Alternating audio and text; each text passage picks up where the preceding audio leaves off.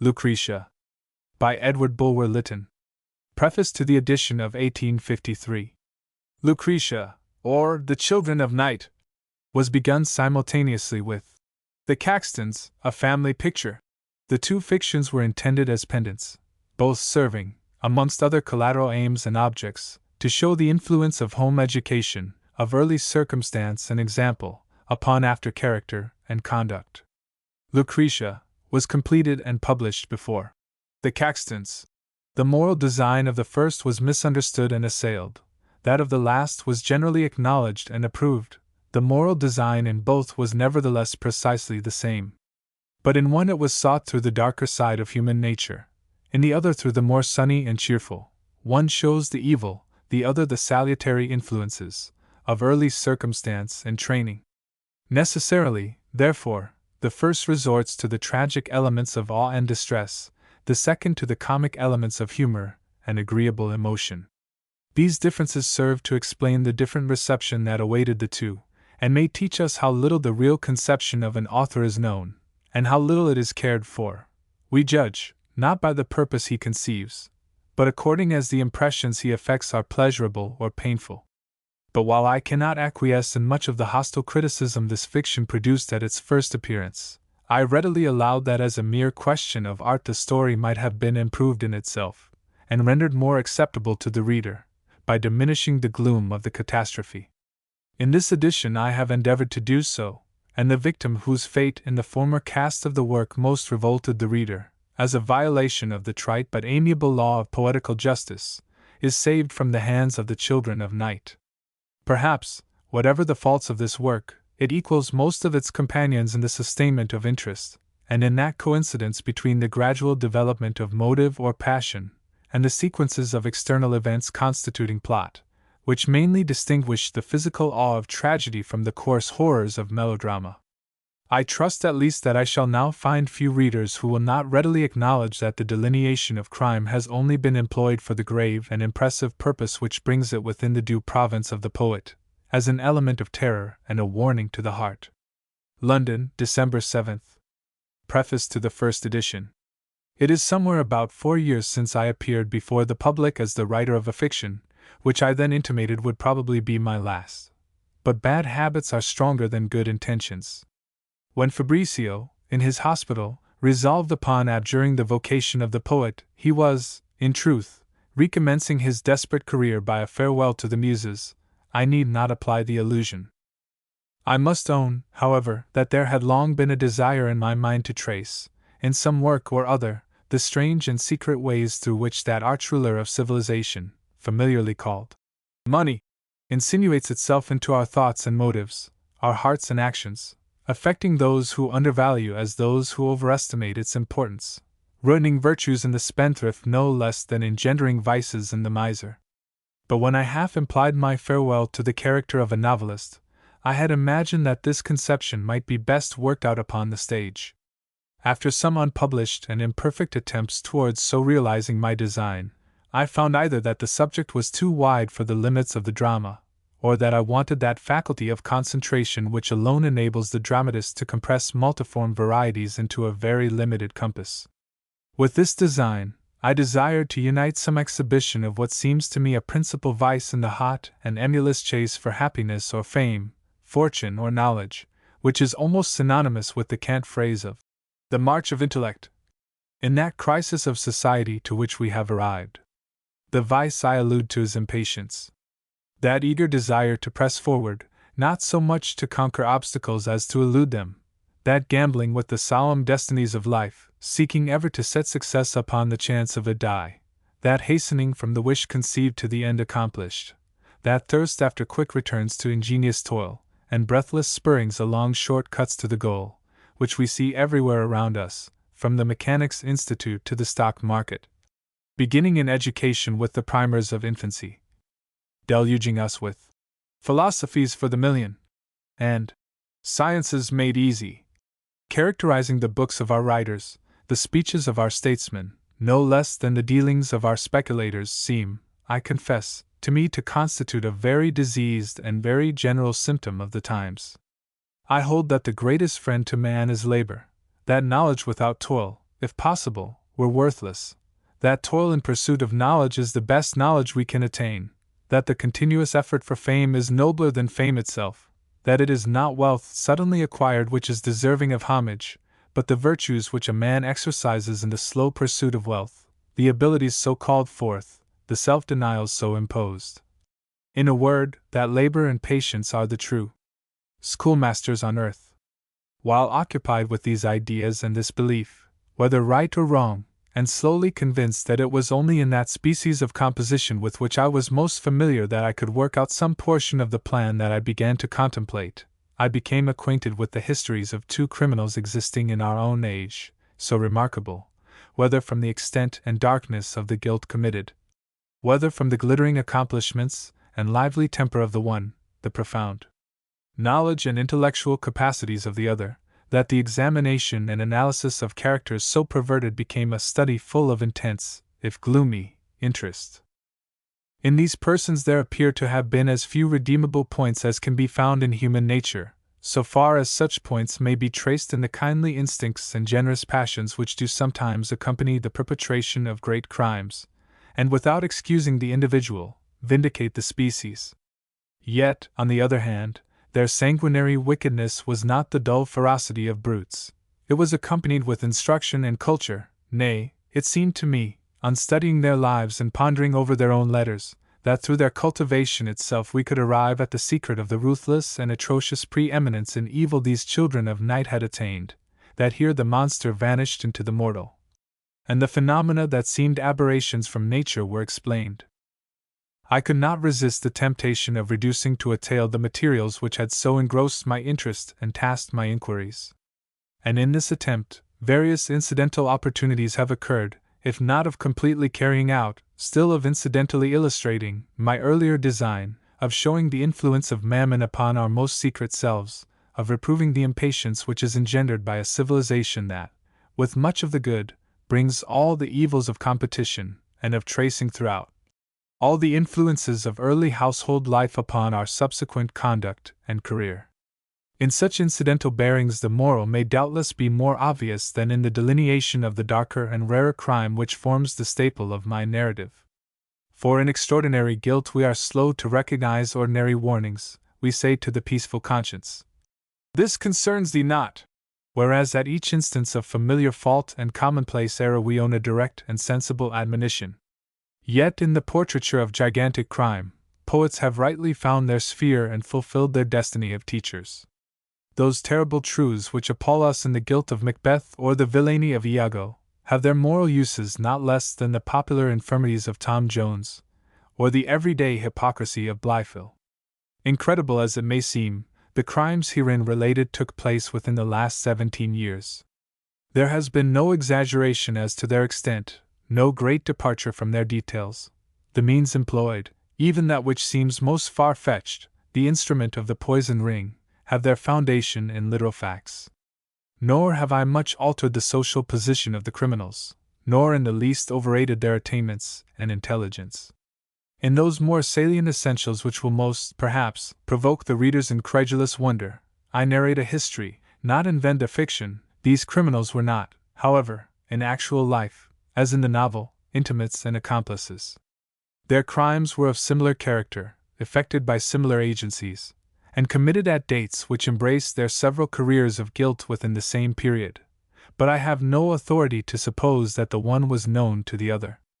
All that romance which our own time affords is not more the romance than the philosophy of the time. Tragedy never quits the world, it surrounds us everywhere. We have but to look, wakeful and vigilant, abroad, and from the age of Pelops to that of Borgia, the same crimes, though under different garbs, will stalk on our paths. Each age comprehends in itself specimens of every virtue and every vice which has ever inspired our love or moved our horror. London, November 1, 1846.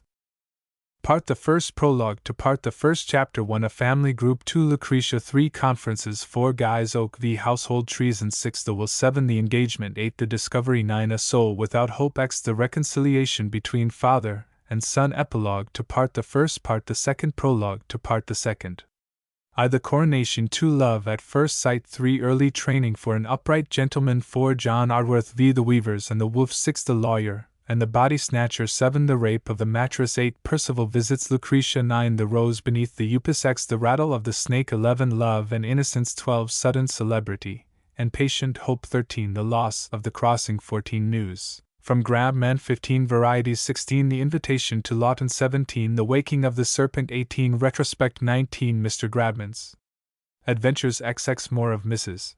Joplin. 21. Beck's Discovery. 22. The Tapestry Chamber. 23. The Shades on the Dial. 24. Murder towards his design moves like a ghost. 25. The Messenger speeds. 26. The Spy flies. 27. Lucretia regains her son. 28. The Lots vanish within the urn. Epilogue to Part the Second. Lucretia, or The Children of Night. Part the First. Prologue to Part the First.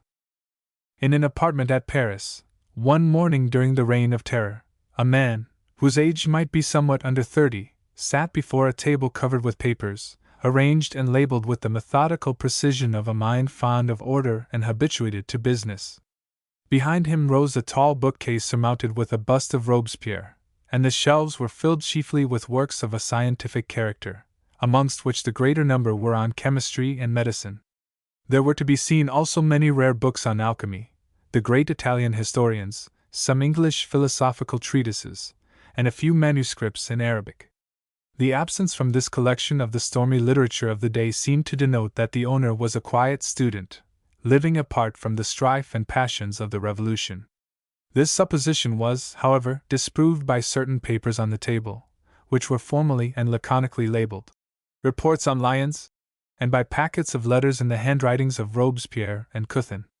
At one of the windows a young boy was earnestly engaged in some occupation which appeared to excite the curiosity of the person just described, for this last, after examining the child's movements for a few moments with a silent scrutiny that betrayed but little of the half-complacent, half-melancholy affection with which busy man is apt to regard childhood, rose noiselessly from his seat, approached the boy, and looked over his shoulder unobserved.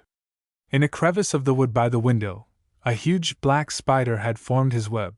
The child had just discovered another spider, and placed it in the meshes. He was watching the result of his operations.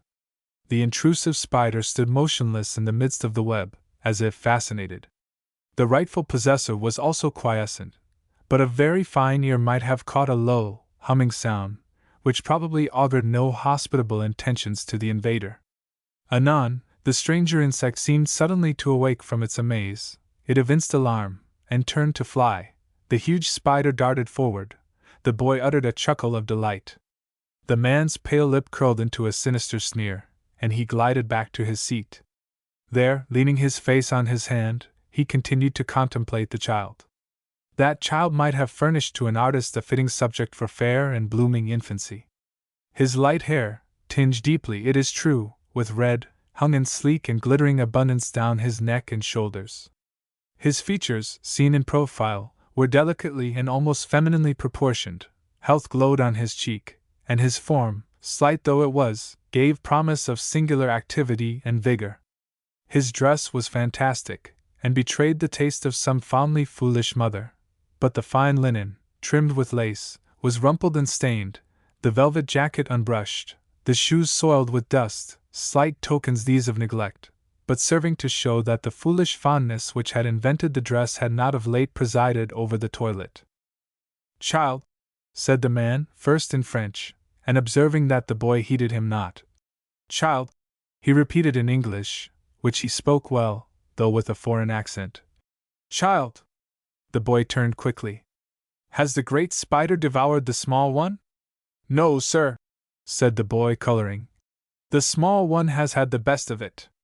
The tone and heightened complexion of the child seemed to give meaning to his words, at least, so the man thought, for a slight frown passed over his high, thoughtful brow. "Spiders, then," he said, after a short pause, "are different from men. With us, the small do not get the better of the great." "Hum!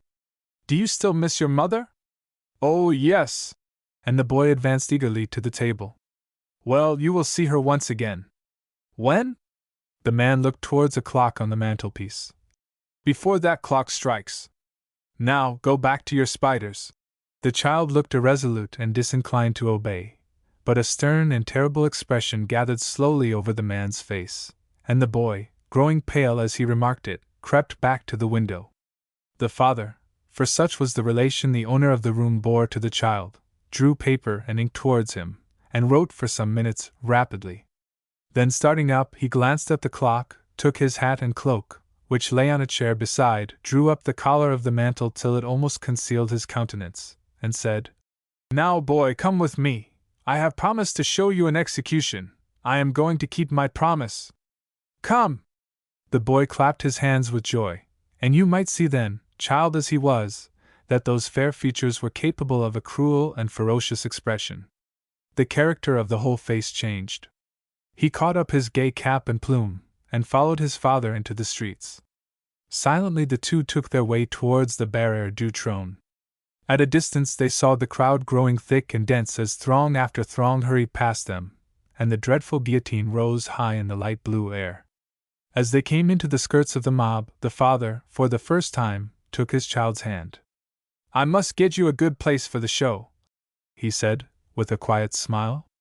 There was something in the grave, staid, courteous, yet haughty bearing of the man that made the crowd give way as he passed. They got near the dismal scene, and obtained entrance into a wagon already crowded with eager spectators.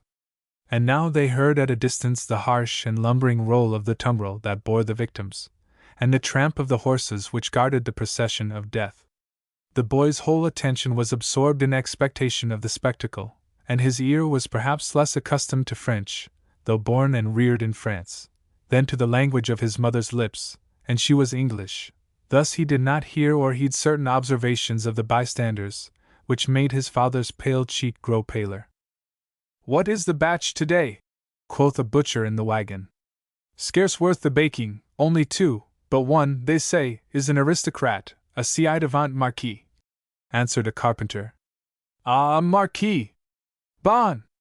And the other?"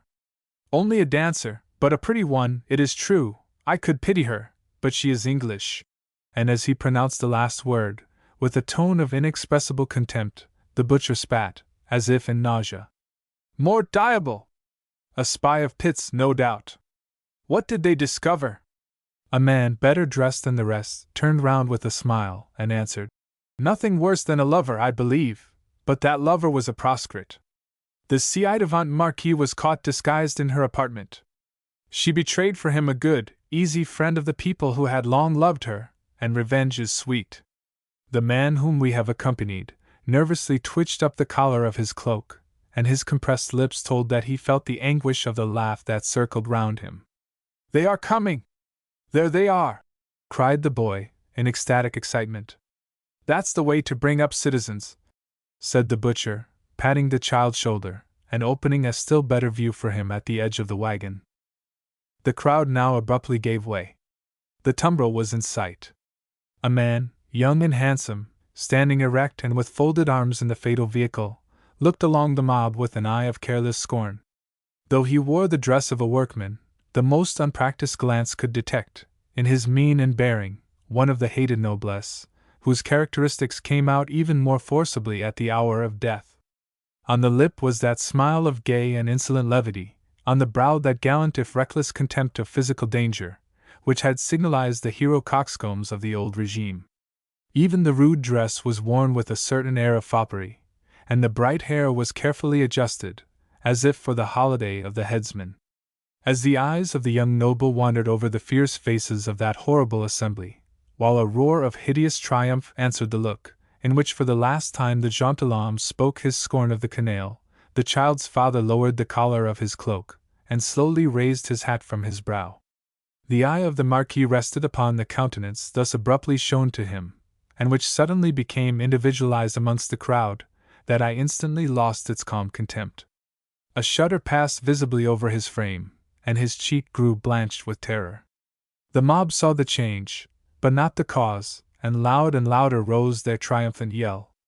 The sound recalled the pride of the young noble. He started, lifted his crest erect, and sought again to meet the look which had appalled him.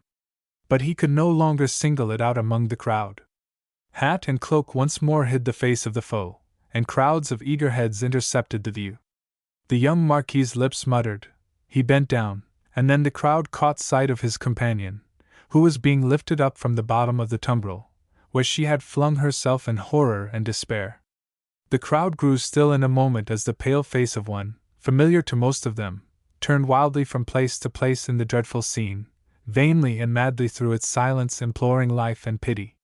How often had the sight of that face, not then pale and haggard, but wreathed with rosy smiles, sufficed to draw down the applause of the crowded theatre. How, then, had those breasts, now fevered by the thirst of blood, held hearts spellbound by the airy movements of that exquisite form writhing now in no stage mime agony.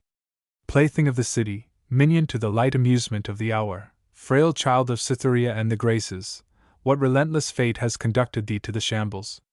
Butterfly of the summer, why should a nation rise to break thee upon the wheel? A sense of the mockery of such an execution, of the horrible burlesque that would sacrifice to the necessities of a mighty people so slight an offering, made itself felt among the crowd. There was a low murmur of shame and indignation.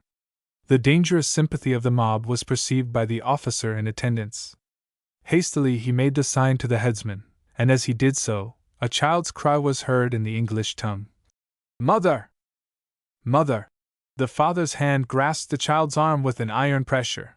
The crowd swam before the boy's eyes. The air seemed to stifle him, and become blood-red.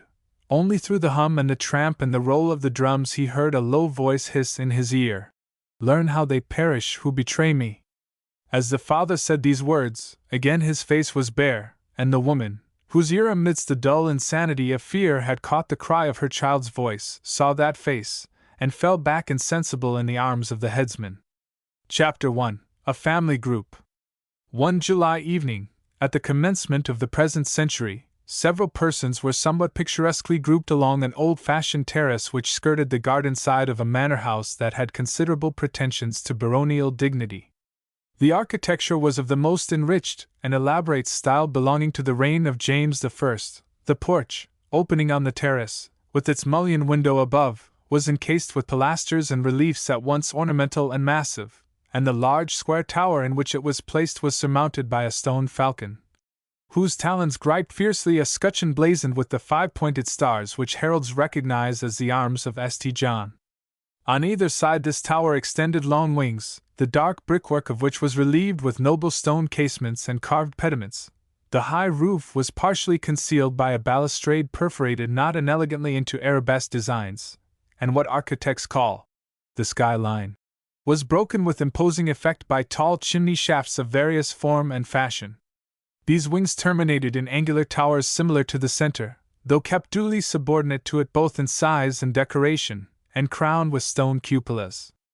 A low balustrade, of later date than that which adorned the roof, relieved by vases and statues, bordered the terrace, from which a double flight of steps descended to a smooth lawn, intersected by broad gravel walks, shadowed by vast and stately cedars, and gently and gradually mingling with the wilder scenery of the park, from which it was only divided by a ha-ha.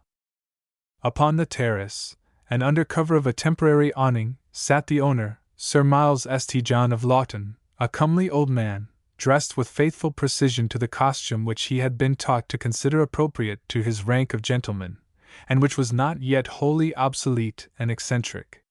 His hair, still thick and luxuriant, was carefully powdered, and collected into a club behind.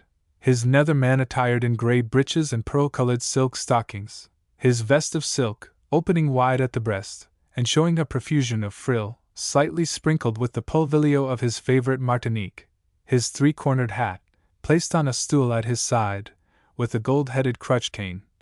Hat made rather to be carried in the hand than worn on the head, the diamond in his shirt breast, the diamond on his finger, the ruffles at his wrist, all bespoke the gallant who had chatted with Lord Chesterfield and supped with Mrs. Clive. On a table before him were placed 2 or 3 decanters of wine, the fruits of the season, an enamelled snuff-box in which was set the portrait of a female, perhaps the Chloe or Phyllis of his early love ditties, a lighted taper, a small china jar containing tobacco, and 3 or 4 pipes of homely clay, for cherry sticks and meerschaums were not then in fashion, and Sir Miles St. John, once a gay and sparkling beau, Now a popular country gentleman, great at county meetings and sheep shearing festivals, had taken to smoking, as in harmony with his bucolic transformation. An old setter lay dozing at his feet. A small spaniel, old, too, was sauntering lazily in the immediate neighborhood, looking gravely out for such stray bits of biscuit as had been thrown forth to provoke him to exercise, and which hitherto had escaped his attention.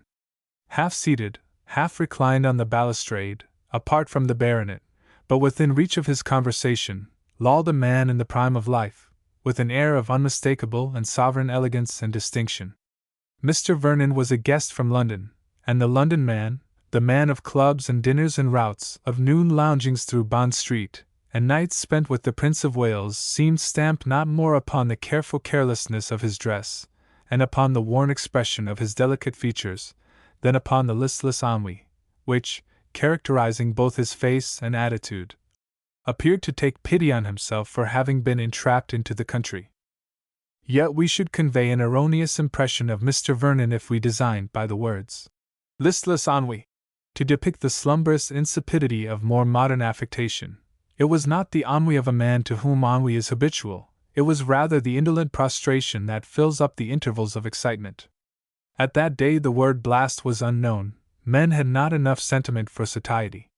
There was a kind of bacchanalian fury in the life led by those leaders of fashion, among whom Mr. Vernon was not the least distinguished. It was a day of deep drinking, of high play, of jovial, reckless dissipation, of strong appetite for fun and riot, of four-in-hand coachmanship, of prize fighting, of a strange sort of barbarous manliness that strained every nerve of the constitution. A race of life in which 3/4 of the competitors died halfway in the hippodrome. What is now the dandy was then the buck, and something of the buck, though subdued by a chaster taste and felt to the ordinary members of his class, was apparent in Mr. Vernon's costume as well as air. Intricate folds of muslin, arranged in prodigious bows and ends, formed the cravat, which Brummel had not yet arisen to reform. His hat, of a very peculiar shape, low at the crown and broad at the brim, was worn with an air of devil-me-care defiance. His watch-chain, garnished with a profusion of rings and seals, hung low from his white waistcoat. And the adaptation of his nankeen inexpressibles to his well-shaped limbs was a masterpiece of art.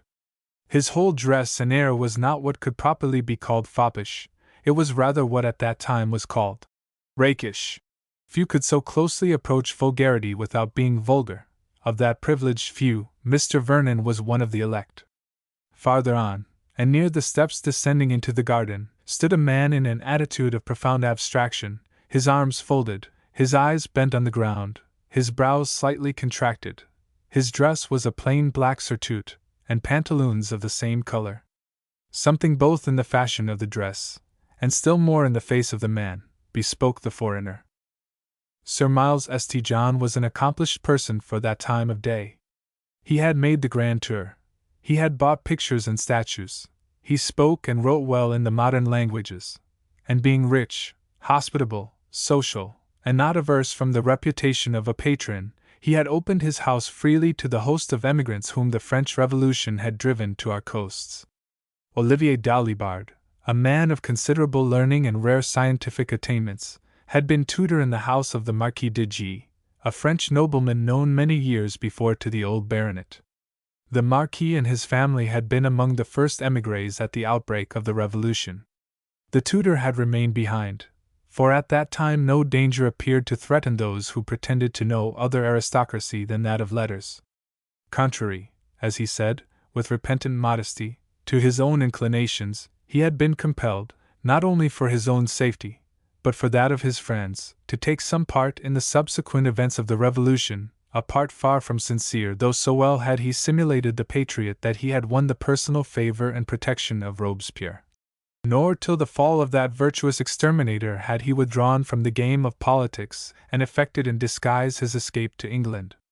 As, whether from kindly or other motives, he had employed the power of his position in the esteem of Robespierre to save certain noble heads from the guillotine, amongst others, the two brothers of the Marquis de G., he was received with grateful welcome by his former patrons, who readily pardoned his career of Jacobinism from their belief in his excuses, and their obligations to the services which that very career had enabled him to render to their kindred. Olivier Dalibard had accompanied the Marquis and his family in one of the frequent visits they paid to Lawton, and when the Marquis finally quitted England, and fixed his refuge at Vienna, with some connections of his wife's, he felt a lively satisfaction at the thought of leaving his friend honorably, if unambitiously, provided for as secretary and librarian to Sir Miles St. John. In fact, the scholar, who possessed considerable powers of fascination, had won no less favor with the English baronet than he had with the French dictator. He played well both at chess and backgammon. He was an extraordinary accountant. He had a variety of information upon all points that rendered him more convenient than any cyclopedia in Sir Miles's library, and as he spoke both English and Italian with a correctness and fluency extremely rare in a Frenchman, he was of considerable service in teaching languages too, as well as directing the general literary education of Sir Miles's favorite niece, whom we shall take an early opportunity to describe at length. Nevertheless, there had been one serious obstacle to Dalibard's acceptance of the appointment offered to him by Sir Miles. Dalibard had under his charge a young orphan boy of some 10 or 12 years old, a boy whom Sir Miles was not long in suspecting to be the scholar's son.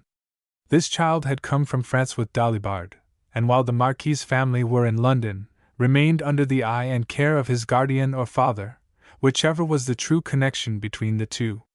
But this superintendence became impossible if Dalibard settled in Hampshire with Sir Miles St. John, and the boy remained in London, nor, though the generous old gentleman offered to pay for the child's schooling, would Dalibard consent to part with him. At last the matter was arranged. The boy was invited to Lawton on a visit, and was so lively, yet so well-mannered, that he became a favorite, and was now fairly quartered in the house with his reputed father. And not to make an unnecessary mystery of this connection, such was in truth the relationship between Olivier Dalibard and Honoré Gabriel Varney, a name significant of the double and illegitimate origin, a French father, an English mother. Dropping, however, the purely French appellation of Honoré, he went familiarly by that of Gabriel. Halfway down the steps stood the lad, pencil and tablet in hand, sketching. Let us look over his shoulder. It is his father's likeness, a countenance in itself not very remarkable at the first glance, for the features were small. But when examined, it was one that most persons, women especially, would have pronounced handsome, and to which none could deny the higher praise of thought and intellect. A native of Provence, with some Italian blood in his veins, for his grandfather, a merchant of Marseilles, had married into a Florentine family settled at Leghorn, the dark complexion common with those in the south had been subdued, probably by the habits of the student, into a bronze and steadfast paleness which seemed almost fair by the contrast of the dark hair which he wore unpowdered, and the still darker brows which hung thick and prominent over clear gray eyes. Compared with the features, the skull was disproportionately large, both behind and before, and a physiognomist would have drawn conclusions more favorable to the power than the tenderness of the Provençal's character from the compact closeness of the lips and the breadth and massiveness of the iron jaw. But the son's sketch exaggerated every feature, and gave to the expression a malignant and terrible irony not now, at least, apparent in the quiet and meditative aspect. Gabriel himself, as bestood, would have been a more tempting study to many an artist. It is true that he was small for his years, but his frame had a vigor in its light proportions which came from a premature and almost adolescent symmetry of shape and muscular development. The countenance, however, had much of effeminate beauty. The long hair reached the shoulders, but did not curl, straight, fine, and glossy as a girl's, and in color of the pale auburn, tinged with red, which rarely alters in hue as childhood matures to man. The complexion was dazzlingly clear and fair. Nevertheless, there was something so hard in the lip, so bold, though not open, in the brow, that the girlishness of complexion, and even of outline, could not leave, on the whole, an impression of effeminacy. All the hereditary keenness and intelligence were stamped upon his face at that moment, but the expression had also a large share of the very irony and malice which he had conveyed to his caricature. The drawing itself was wonderfully vigorous and distinct, showing great artistic promise, and done with the rapidity and ease which betrayed practice. Suddenly his father turned, and with as sudden a quickness the boy concealed his tablet in his vest, and the sinister expression of his face smoothed into a timorous smile as his eye encountered Dolly Bard's. The father beckoned to the boy, who approached with alacrity. "Gabriel," whispered the Frenchman in his own tongue. "Where are they at this moment?" The boy pointed silently towards one of the cedars. Dolly Bard mused an instant, and then, slowly descending the steps, took his noiseless way over the smooth turf towards the tree. Its boughs drooped low and spread wide, and not till he was within a few paces of the spot could his eye perceive two forms seated on a bench under the dark green canopy. He then paused and contemplated them.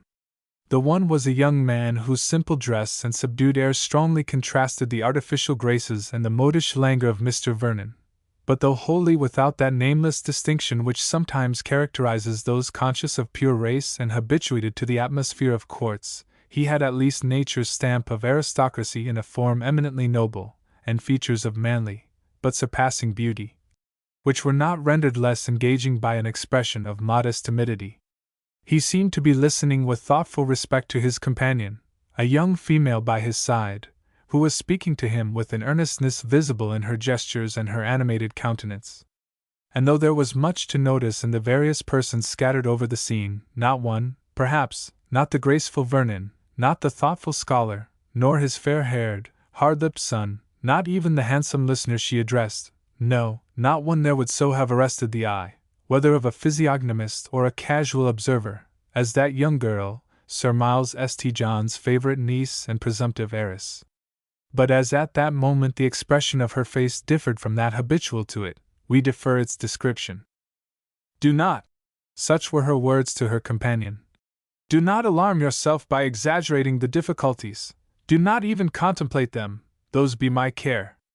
Mainwaring, when I loved you, when, seeing that your diffidence or your pride forbade you to be the first to speak, I overstepped the modesty or the dissimulation of my sex, when I said, 'Forget that I am the reputed heiress of Lawton, see in me but the faults and merits of the human being, of the wild unregulated girl, see in me but Lucretia Clavering.'"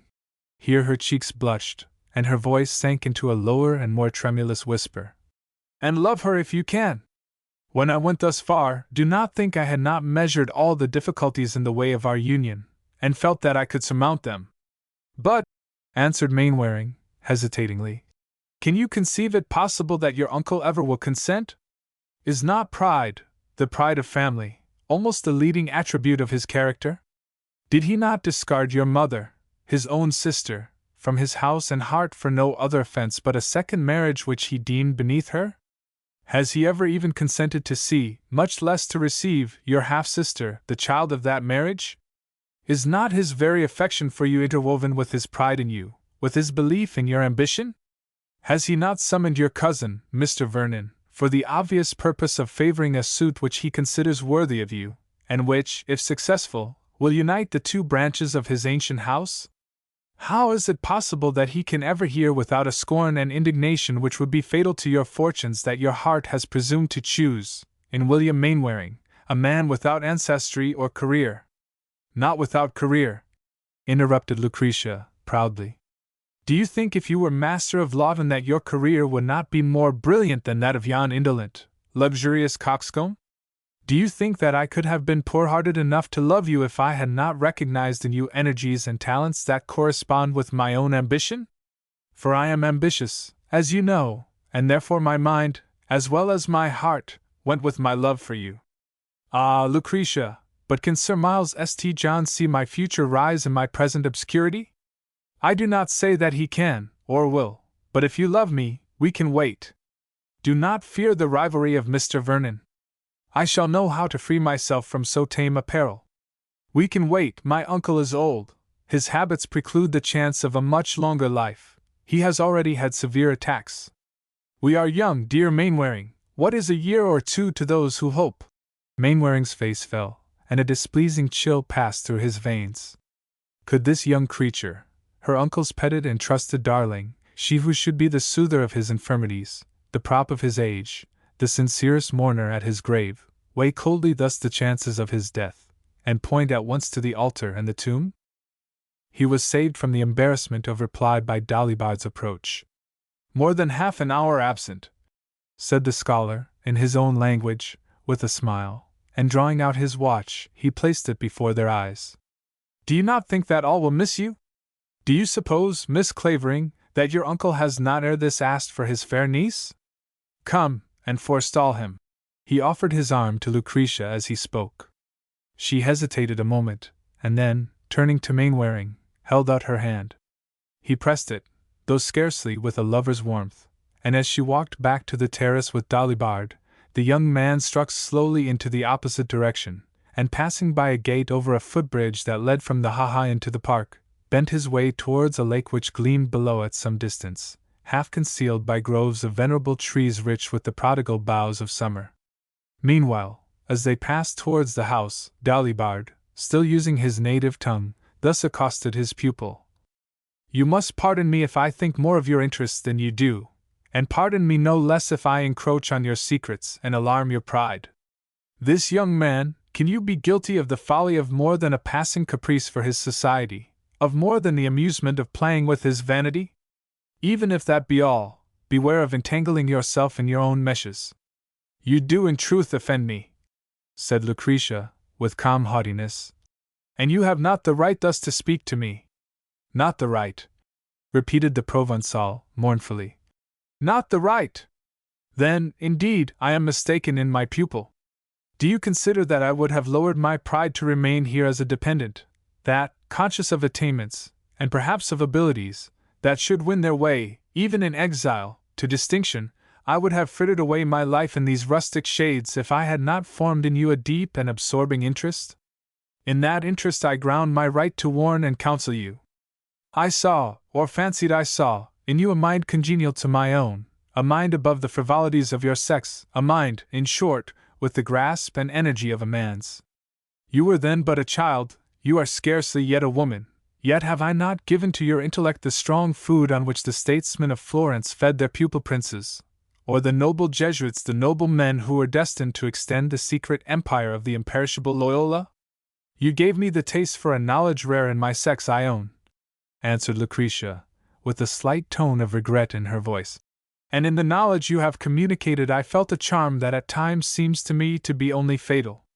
You have confounded in my mind evil and good, or rather, you have left both good and evil as dead ashes, as the dust and cinder of a crucible. You have made intellect the only conscience. Of late I wish that my tutor had been a village priest. Of late, since you have listened to the pastorals of that meek Corydon. Dare you despise him? And for what? That he is good and honest? I despise him, not because he is good and honest, but because he is of the common herd of men, without aim or character. And it is for this youth that you will sacrifice your fortunes, your ambition, the station you were born to fill and have been reared to improve, this youth in whom there is nothing but the lapdog's merit, sleekness, and beauty. I frown, the frown betrays you, you love him. And if I do? Said Lucretia, raising her tall form to its utmost height, and haughtily facing her inquisitor.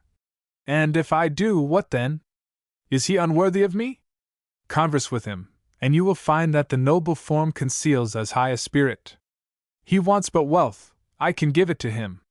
If his temper is gentle, I can prompt and guide it to fame and power. He at least has education and eloquence and mind. What has Mr. Vernon? Mr. Vernon? I did not speak of him. Lucretia gazed hard upon the Provençal's countenance, gazed with that unpitying air of triumph with which a woman who detects a power over the heart she does not desire to conquer exults in defeating the reasons that heart appears to her to prompt.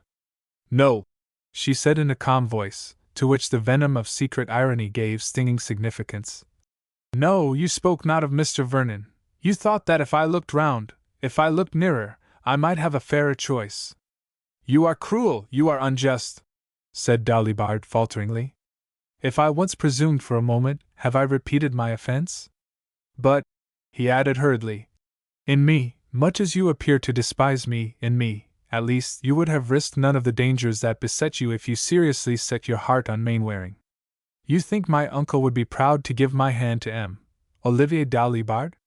I think and I know, answered the Provençal, gravely, and disregarding the taunt, that if you had deigned to render me, poor exile that I am, the most enviable of men, you had still been the heiress of Lawton.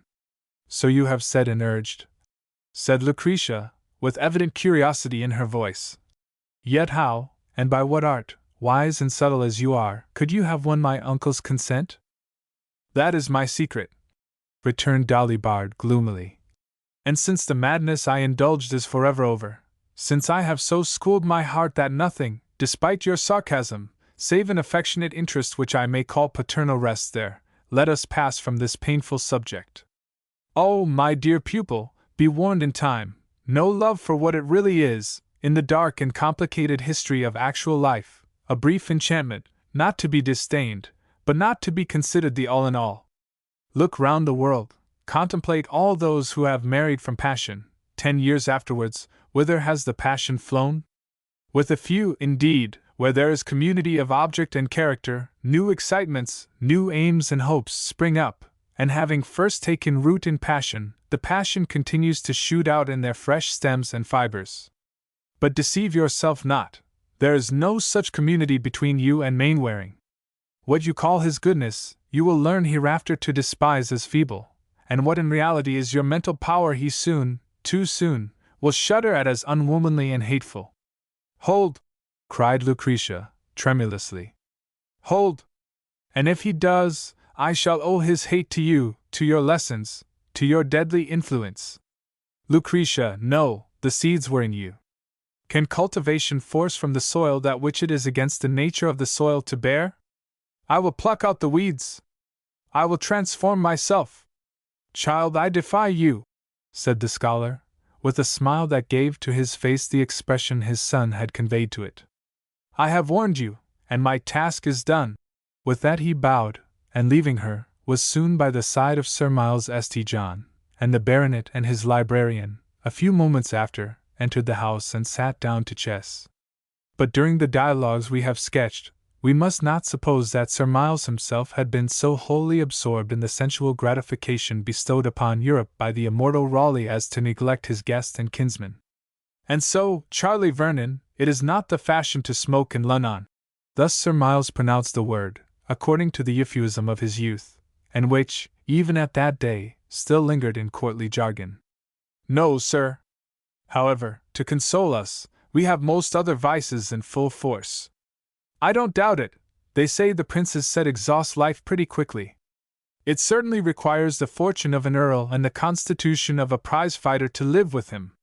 Yet methinks, Master Charlie, you have neither the one nor the other. And therefore I see before me, and at no very great distance, the bench and a consumption, answered Vernon, suppressing a slight yawn. 'Tis a pity, for you had a fine estate, properly managed, and in spite of your faults you have the heart of a true gentleman. Come, come! And the old man spoke with tenderness. You are young enough yet to reform. A prudent marriage and a good wife will save both your health and your acres. If you think so highly of marriage, my dear Sir Miles, it is a wonder you did not add to your precepts the value of your example. Jackanapes! I had not your infirmities. I never was a spendthrift, and I have a constitution of iron. There was a pause. Charles, continued Sir Miles musingly, there is many an earl with a less fortune than the conjoined estates of Vernon Grange and Lawton Hall. You must already have understood me. It is my intention to leave my estates to Lucretia. It is my wish, nevertheless, to think you will not be the worse for my will. Frankly, if you can, like my niece, win her, settle here while I live, put the Grange to nurse, and recruit yourself by fresh air and field sports. Zounds, Charles, I love you, and that's the truth. Give me your hand. And a grateful heart with it, sir, said Vernon, warmly, evidently affected, as he started from his indolent position and took the hand extended to him. Believe me, I do not covet your wealth, nor do I envy my cousin anything so much as the first place in your regard. Prettily said, my boy, and I don't suspect you of insincerity. What think you, then, of my plan? Mr. Vernon seemed embarrassed, but recovering himself with his usual ease, he replied archly, Perhaps, sir, it will be of little use to know what I think of your plan. My fair cousin may have upset it already. Ha, sir! Let me look at you. So. You are not jesting. What the deuce do you mean? Gad, man, speak out. Do you not think that Mr. Mandolin, what's his name, do you not think that he is a very handsome young fellow? Said Mr. Vernon, drawing out his snuff-box and offering it to his kinsman. Damn your snuff, quoth Sir Miles, in great choler, as he rejected the proffered courtesy with a vehemence that sent half the contents of the box upon the joined eyes and noses of the two canine favorites, dozing at his feet. The setter started up in an agony. The spaniel wheezed and sniffled and ran off, stopping every moment to take his head between his paws. The old gentleman continued without heeding the sufferings of his dumb friends, a symptom of rare discomposure on his part. Do you mean to insinuate, Mr. Vernon, that my niece, my elder niece, Lucretia Clavering, condescends to notice the looks, good or bad, of Mr. Mainwaring? 'Sdeath, sir, he is the son of a land agent. Sir, he is intended for trade.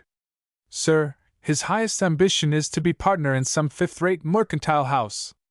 My dear Sir Miles, replied Mr. Vernon, as he continued to brush away, with his scented handkerchief, such portions of the prince's mixture as his nankeen inexpressibles had diverted from the sensual organs of Dash and Ponto.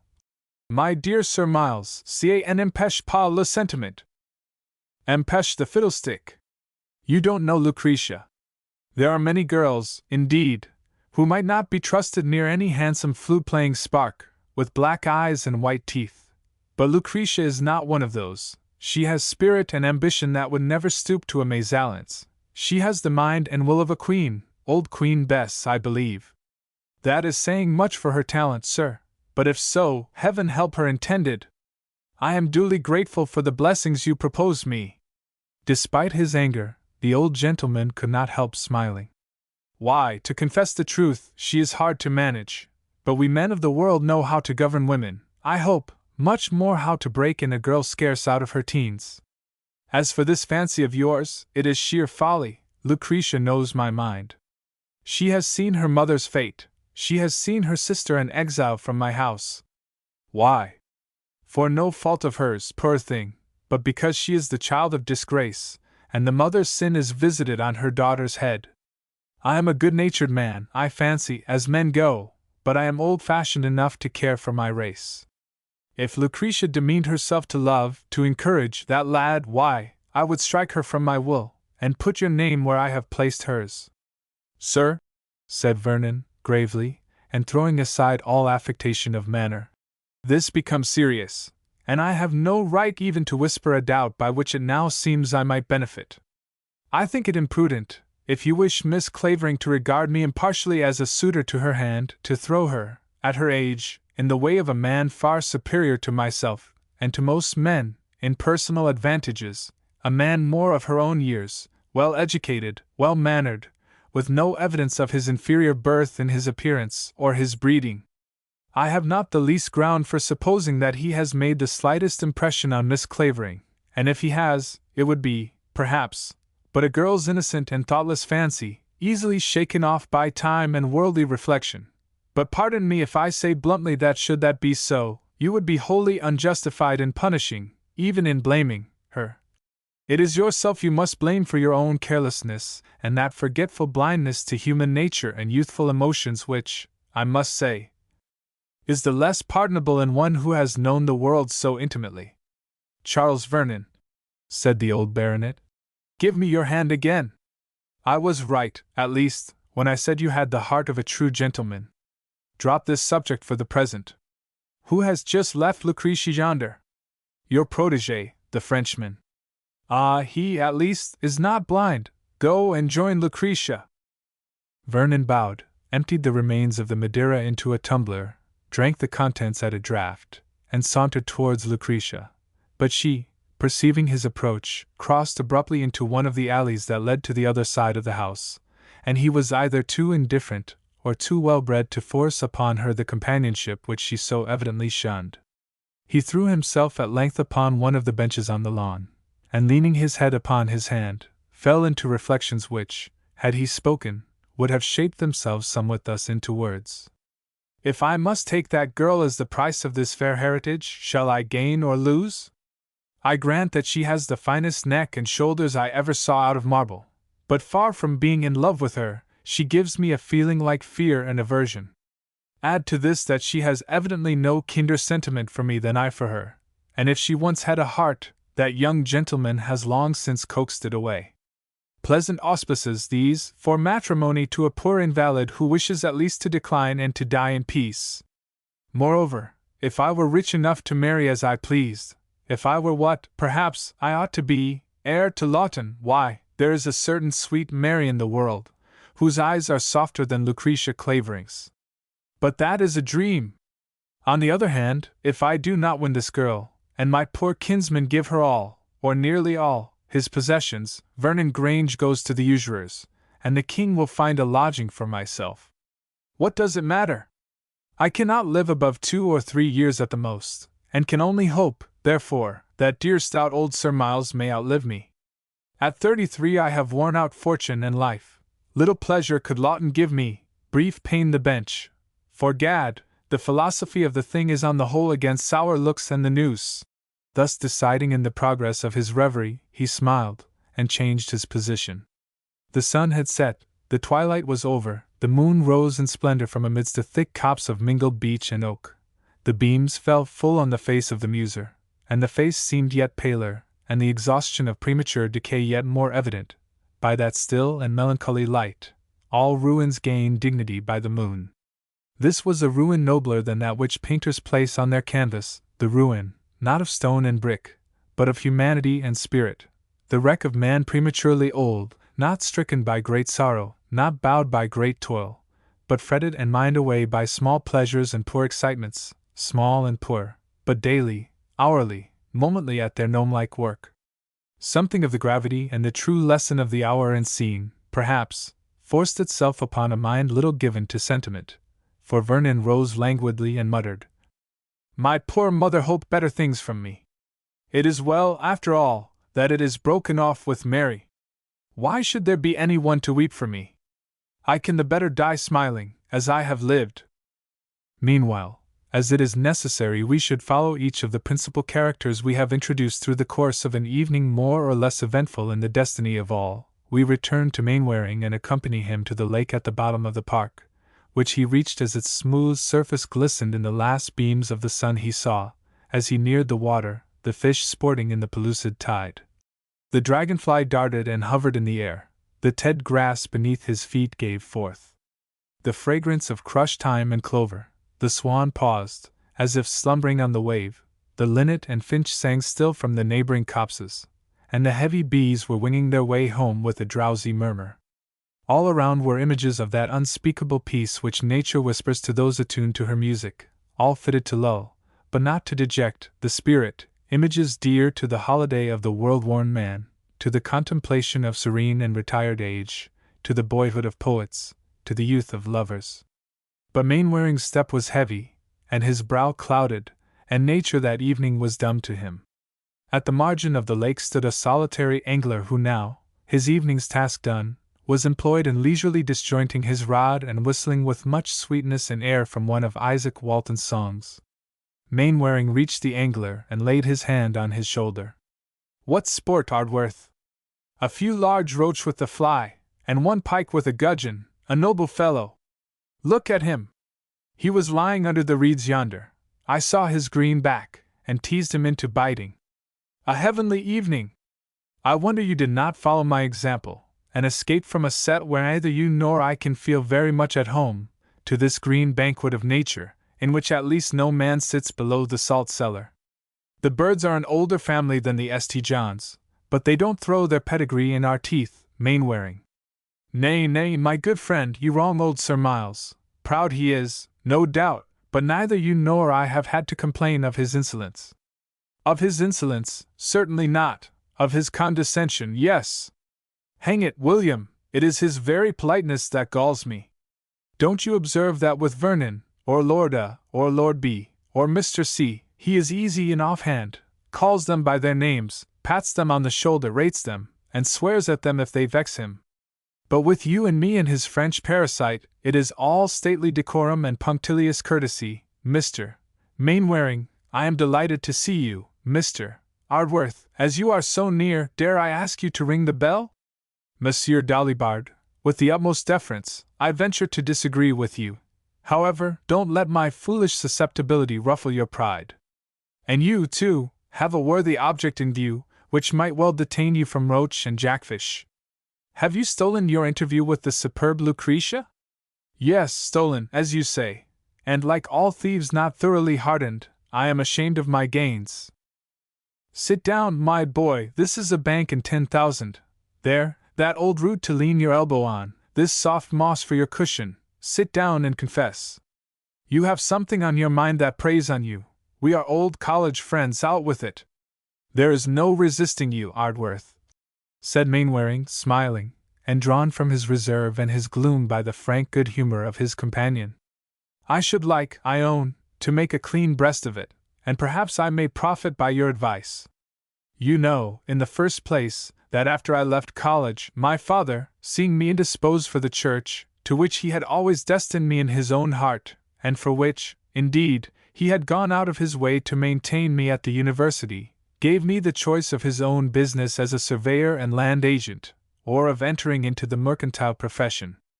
I chose the latter, and went to Southampton, where we have a relation in business, to be initiated into the elementary mysteries. There I became acquainted with a good clergyman and his wife, and in that house I passed a great part of my time. With the hope, I trust, on better consideration, of gratifying your father's ambition and learning how to starve with gentility on a cure. Not much of that, I fear. Then the clergyman had a daughter?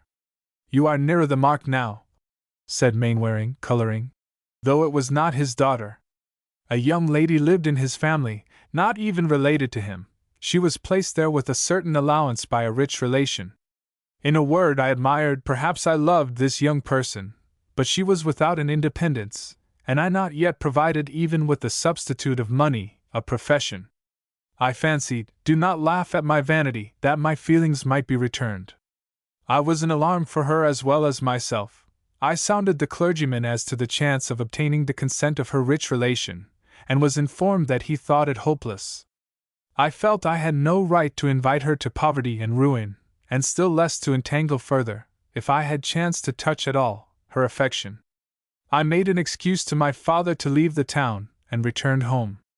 Prudent and honorable enough, so far, unlike me, I should have run off with the girl, if she loved me, and old Plutus, the rascal, might have done his worst against Cupid.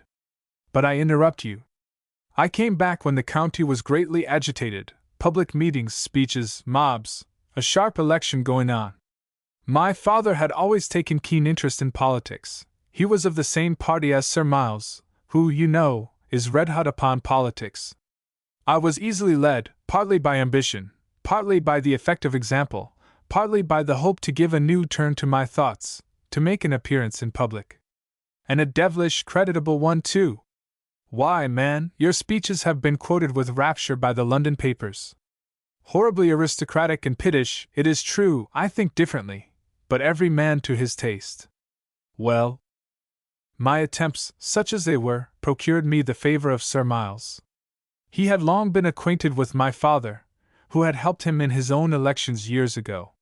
He seemed cordially delighted to patronize the son.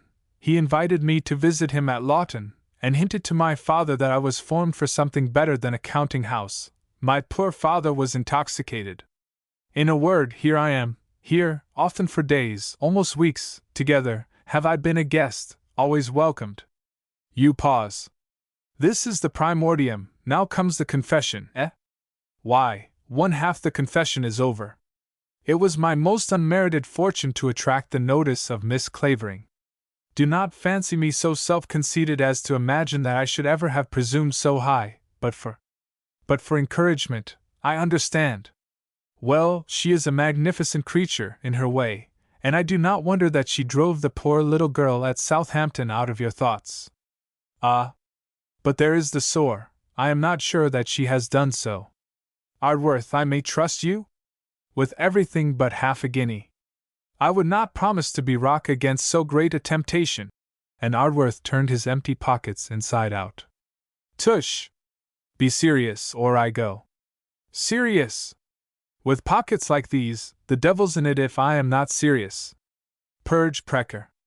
Ardworth, then, said Mainwaring, with great emotion, "I confide to you the secret trouble of my heart. This girl at Southampton is Lucretia's sister, her half-sister. The rich relation on whose allowance she lives is Sir Miles St. John. Phew! My own poor dear little cousin, by the father's side. Mainwaring, I trust you have not deceived me. You have not amused yourself with breaking Susan's heart? For a heart, and an honest, simple, English girl's heart she has. Heaven forbid! I tell you I have never even declared my love, and if love it were, I trust it is over. But when Sir Miles was first kind to me, first invited me, I own I had the hope to win his esteem, and since he had always made so strong and cruel a distinction between Lucretia and Susan, I thought it not impossible that he might consent at last to my union with the niece he had refused to receive and acknowledge. But even while the hope was in me, I was drawn on, I was entangled, I was spellbound, I know not how or why. But to close my confidence, while still doubtful whether my own heart is free from the remembrance of the one sister, I am pledged to the other." Ardworth looked down gravely and remained silent. He was a joyous, careless, reckless youth, with unsteady character and pursuits, and with something of vague poetry, much of unaccommodating pride about his nature, one of those youths little likely to do what is called well in the world, not persevering enough for an independent career, too blunt and honest for a servile one. But it was in the very disposition of such a person to judge somewhat harshly of Mainwaring's disclosure, and not easily to comprehend what, after all, was very natural, how a young man, new to life, timid by character, and of an extreme susceptibility to the fear of giving pain, had, in the surprise, the gratitude, the emotion, of an avowed attachment from a girl far above him in worldly position, been forced, by receiving, to seem, at least, to return her affection. And indeed, though not wholly insensible to the brilliant prospects open to him in such a connection, yet, to do him justice, Mainwaring would have been equally entangled by a similar avowal from a girl more his equal in the world. It was rather from an amiability bordering upon weakness, than from any more degrading moral imperfections, that he had been betrayed into a position which neither contented his heart nor satisfied his conscience. With far less ability than his friend, Ardworth had more force and steadiness in his nature, and was wholly free from that morbid delicacy of temperament to which susceptible and shy persons owe much of their errors and misfortunes. He said, therefore, after a long pause, "My good fellow, to be plain with you, I cannot say that your confession has improved you in my estimation, but that is perhaps because of the bluntness of my understanding. I could quite comprehend your forgetting Susan, and, after all, I am left in doubt as to the extent of her conquest over you, for the very different charms of her sister. On the other hand, I could still better understand that, having once fancied Susan, you could not be commanded into love for Lucretia. But I do not comprehend your feeling love for one, and making love to the other, which is the long and short of the business." "That is not exactly the true statement," answered Mainwaring, with a powerful effort at composure. "There are moments when, listening to Lucretia, when, charmed by that softness which, contrasting the rest of her character, she exhibits to none but me, struck by her great mental powers, proud of an unsought triumph over such a being, I feel as if I could love none but her. Then suddenly her mood changes, she utters sentiments that chill and revolt me, the very beauty seems vanished from her face. I recall with a sigh the simple sweetness of Susan, and I feel as if I deceived both my mistress and myself. Perhaps, however, all the circumstances of this connection tend to increase my doubts. It is humiliating to me to know that I woo clandestinely and upon sufferance, that I am stealing, as it were, into a fortune, that I am eating Sir Miles's bread, and yet counting upon his death, and this shame in myself may make me unconsciously unjust to Lucretia. But it is useless to reprove me for what is past, and though I at first imagined you could advise me for the future, I now see, too clearly, that no advice could avail. I grant that too, for all you require is to make up your mind to be fairly off with the old love, or fairly on with the new. However, now you have stated your case thus frankly, if you permit me, I will take advantage of the strange chance of finding myself here, and watch, ponder, and counsel, if I can. This Lucretia, I own it, puzzles and perplexes me, but though no Oedipus, I will not take fright at the Sphinx. I suppose now it is time to return. They expect some of the neighbors to drink tea, and I must doff my fishing jacket. Come!" As they strolled towards the house, Ardworth broke a silence which had lasted for some moments. "And how is that dear good Fielden? I ought to have guessed him at once, when you spoke of your clergyman and his young charge, but I did not know he was at Southampton.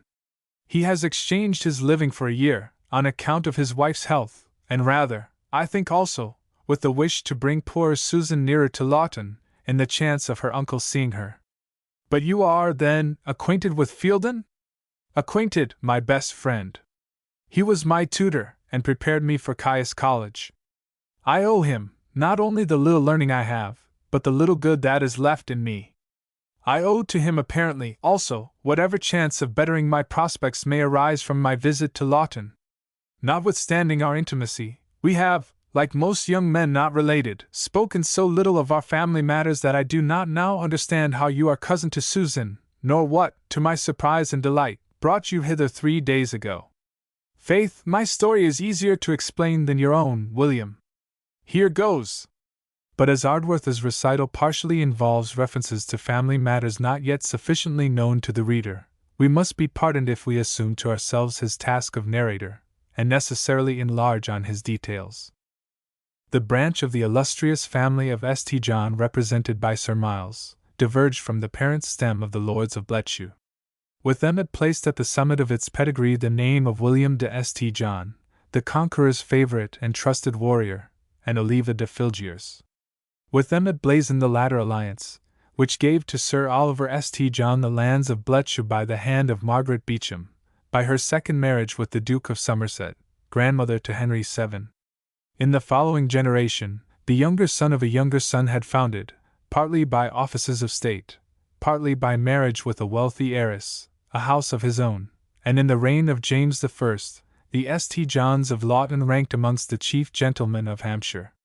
From that time till the accession of George III the family, though it remained untitled, had added to its consequence by intermarriages of considerable dignity, chosen, indeed, with a disregard for money uncommon amongst the English aristocracy, so that the estate was but little enlarged since the reign of James, though profiting, of course, by improved cultivation and the different value of money. On the other hand, perhaps there were scarcely 10 families in the country who could boast of a similar directness of descent on all sides from the proudest and noblest aristocracy of the soil, and Sir Miles St. John, by blood, was, almost at the distance of 8 centuries, as pure a Norman as his ancestral William. His grandfather, nevertheless, had deviated from the usual disinterested practice of the family, and had married an heiress who brought the quarterings of Vernon to the crowded escutcheon, and with these quarterings an estate of some £4,000 a year popularly known by the name of Vernon Grange. This rare occurrence did not add to the domestic happiness of the contracting parties, nor did it lead to the ultimate increase of the Lawton possessions. 2 sons were born. To the elder was destined the father's inheritance, to the younger the maternal property. One house is not large enough for 2 heirs. Nothing could exceed the pride of the father as a St. John, except the pride of the mother as a Vernon. Jealousies between the 2 sons began early and rankled deep, nor was there peace at Lawton till the younger had carried away from its rental the lands of Vernon Grange, and the elder remained just where his predecessors stood in point of possessions, sole lord of Lawton Sole. The elder son, Sir Miles's father, had been, indeed, so chafed by the rivalry with his brother that in disgust he had run away and thrown himself, at the age of 14, into the navy. By accident or by merit he rose high in that profession, acquired name and fame, and lost an eye and an arm, for which he was gazetted, at the same time, an admiral and a baronet. Thus mutilated and dignified, Sir George St. John retired from the profession, and finding himself unmarried, and haunted by the apprehension that if he died childless, Lawton would pass to his brother's heirs, he resolved upon consigning his remains to the nuptial couch, previous to the surer peace of the family vault. At the age of 59, the grim veteran succeeded in finding a young lady of unblemished descent and much marked with the smallpox, who consented to accept the only hand which Sir George had to offer. From this marriage sprang a numerous family, but all died in early childhood, frightened to death, said the neighbors, by their tender parents, considered the ugliest couple in the county, except one boy, the present Sir Miles, and one daughter, many years younger, destined to become Lucretia's mother. Sir Miles came early into his property, and although the softening advance of civilization, with the liberal effects of travel and a long residence in cities, took from him that provincial austerity of pride which is only seen in stanch perfection amongst the lords of a village, he was yet little less susceptible to the duties of maintaining his lineage pure, as its representation had descended to him, than the most superb of his predecessors. But owing, it was said, to an early disappointment, he led, during youth and manhood, a roving and desultory life, and so put off from year to year the grand experiment matrimonial, until he arrived at old age, with the philosophical determination to select from the other branches of his house the successor to the heritage of St. John. In thus arrogating to himself a right to neglect his proper duties as head of a family, he found his excuse in adopting his niece Lucretia. His sister had chosen for her first husband a friend and neighbor of his own, a younger son, of unexceptionable birth and of very agreeable manners in society. But this gentleman contrived to render her life so miserable that, though he died 15 months after their marriage, his widow could scarcely be expected to mourn long for him. A year after Mr. Clavering's death, Mrs.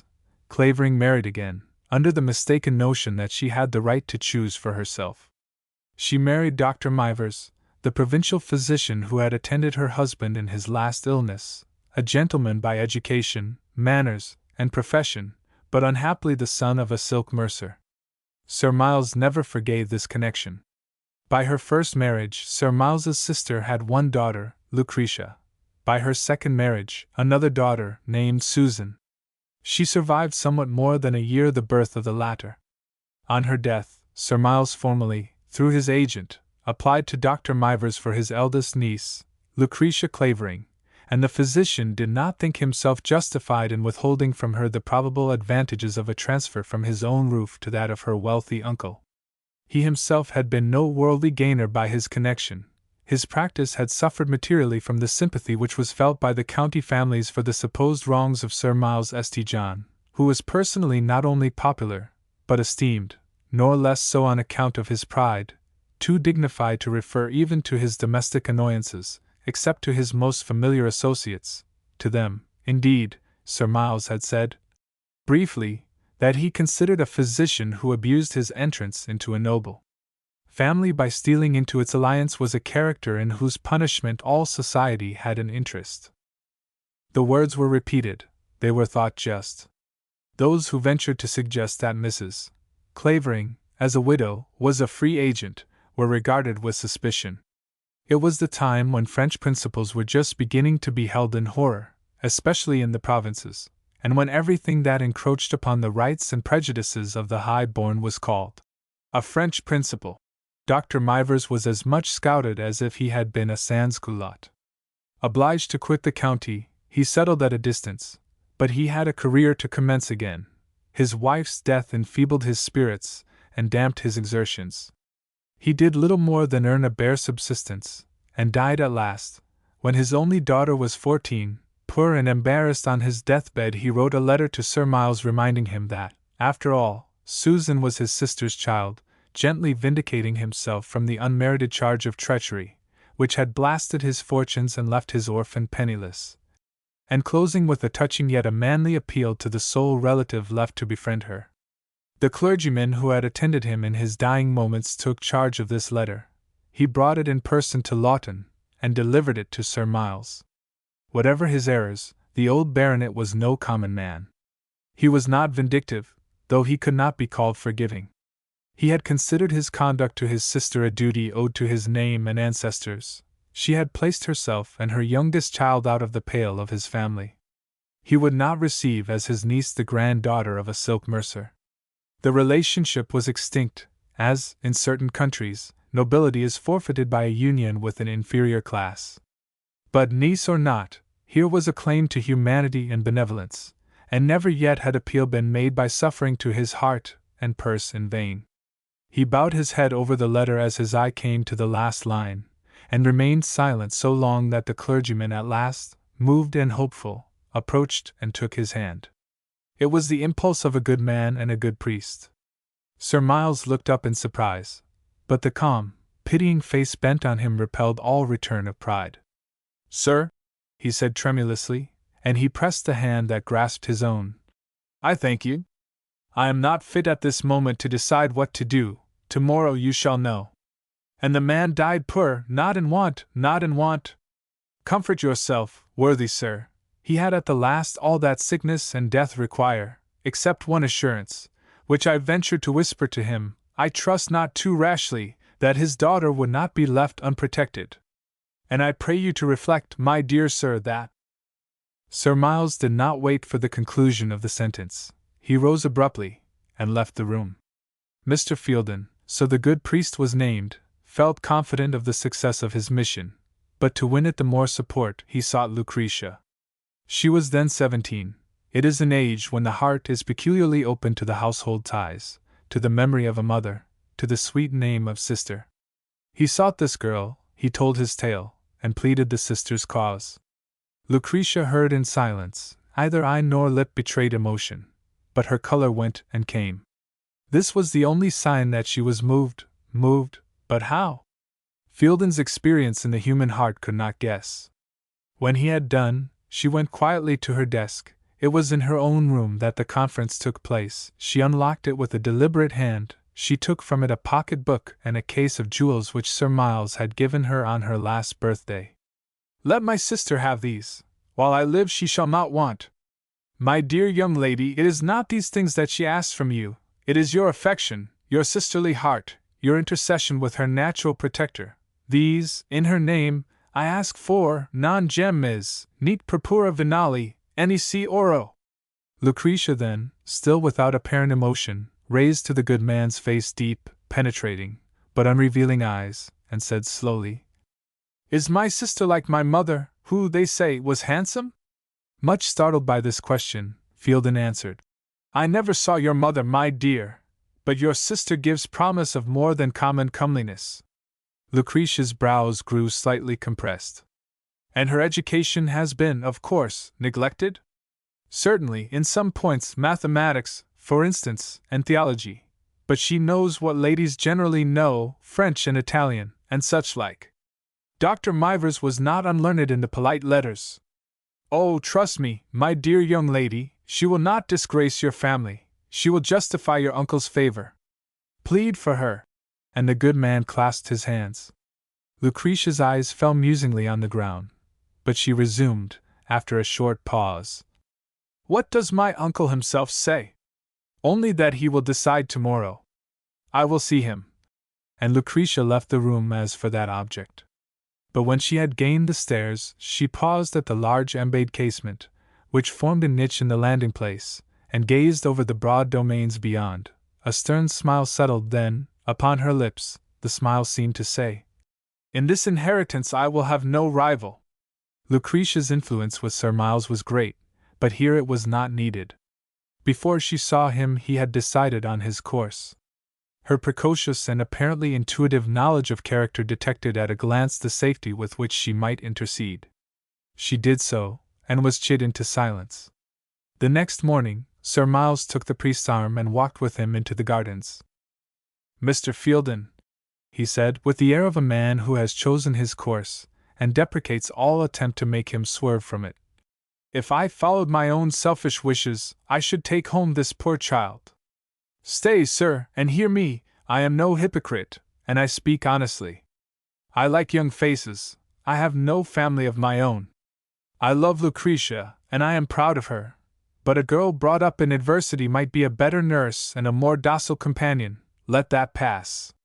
I have reflected, and I feel that I cannot set to Lucretia, set to children unborn, the example of indifference to a name degraded and a race adulterated. You may call this pride or prejudice. I view it differently. There are duties due from an individual, duties due from a nation, duties due from a family. As my ancestors thought, so think I. They left me the charge of their name, as the fief rent by which I hold their lands. 'Sdeath, sir, pardon me the expletive. I was about to say that if I am now a childless old man, it is because I have myself known temptation and resisted. I loved, and denied myself what I believed my best chance of happiness, because the object of my attachment was not my equal. That was a bitter struggle. I triumphed, and I rejoice at it, though the result was to leave all thoughts of wedlock elsewhere odious and repugnant. These principles of action have made a part of my creed as gentleman, if not as Christian. Now to the point. I beseech you to find a fitting and reputable home for Miss Mivers. The lips slightly curled as the name was said. I shall provide suitably for her maintenance. When she marries, I will dower her, provided only and always that her choice fall upon one who will not still further degrade her lineage on her mother's side. In a word, if she select a gentleman. Mr. Fielden, on this subject I have no more to say. In vain the good clergyman, whose very conscience, as well as reason, was shocked by the deliberate and argumentative manner with which the baronet had treated the abandonment of his sister's child as an absolutely moral, almost religious, duty. In vain he exerted himself to repel such sophisms and put the matter in its true light. It was easy for him to move Sir Miles's heart, that was ever gentle, that was moved already, but the crotchet in his head was impregnable. The more touchingly he painted poor Susan's unfriended youth, her sweet character, and promising virtues, the more Sir Miles St. John considered himself a martyr to his principles, and the more obstinate in the martyrdom he became. Poor thing! Poor child! He said often, and brushed a tear from his eyes. 1,000 pities! Well, I hope she will be happy. Mind, money shall never stand in the way if she have a suitable offer. This was all the worthy clergyman, after an hour's eloquence, could extract from him. Out of breath and out of patience, he gave in at last, and the baronet, still holding his reluctant arm, led him back towards the house.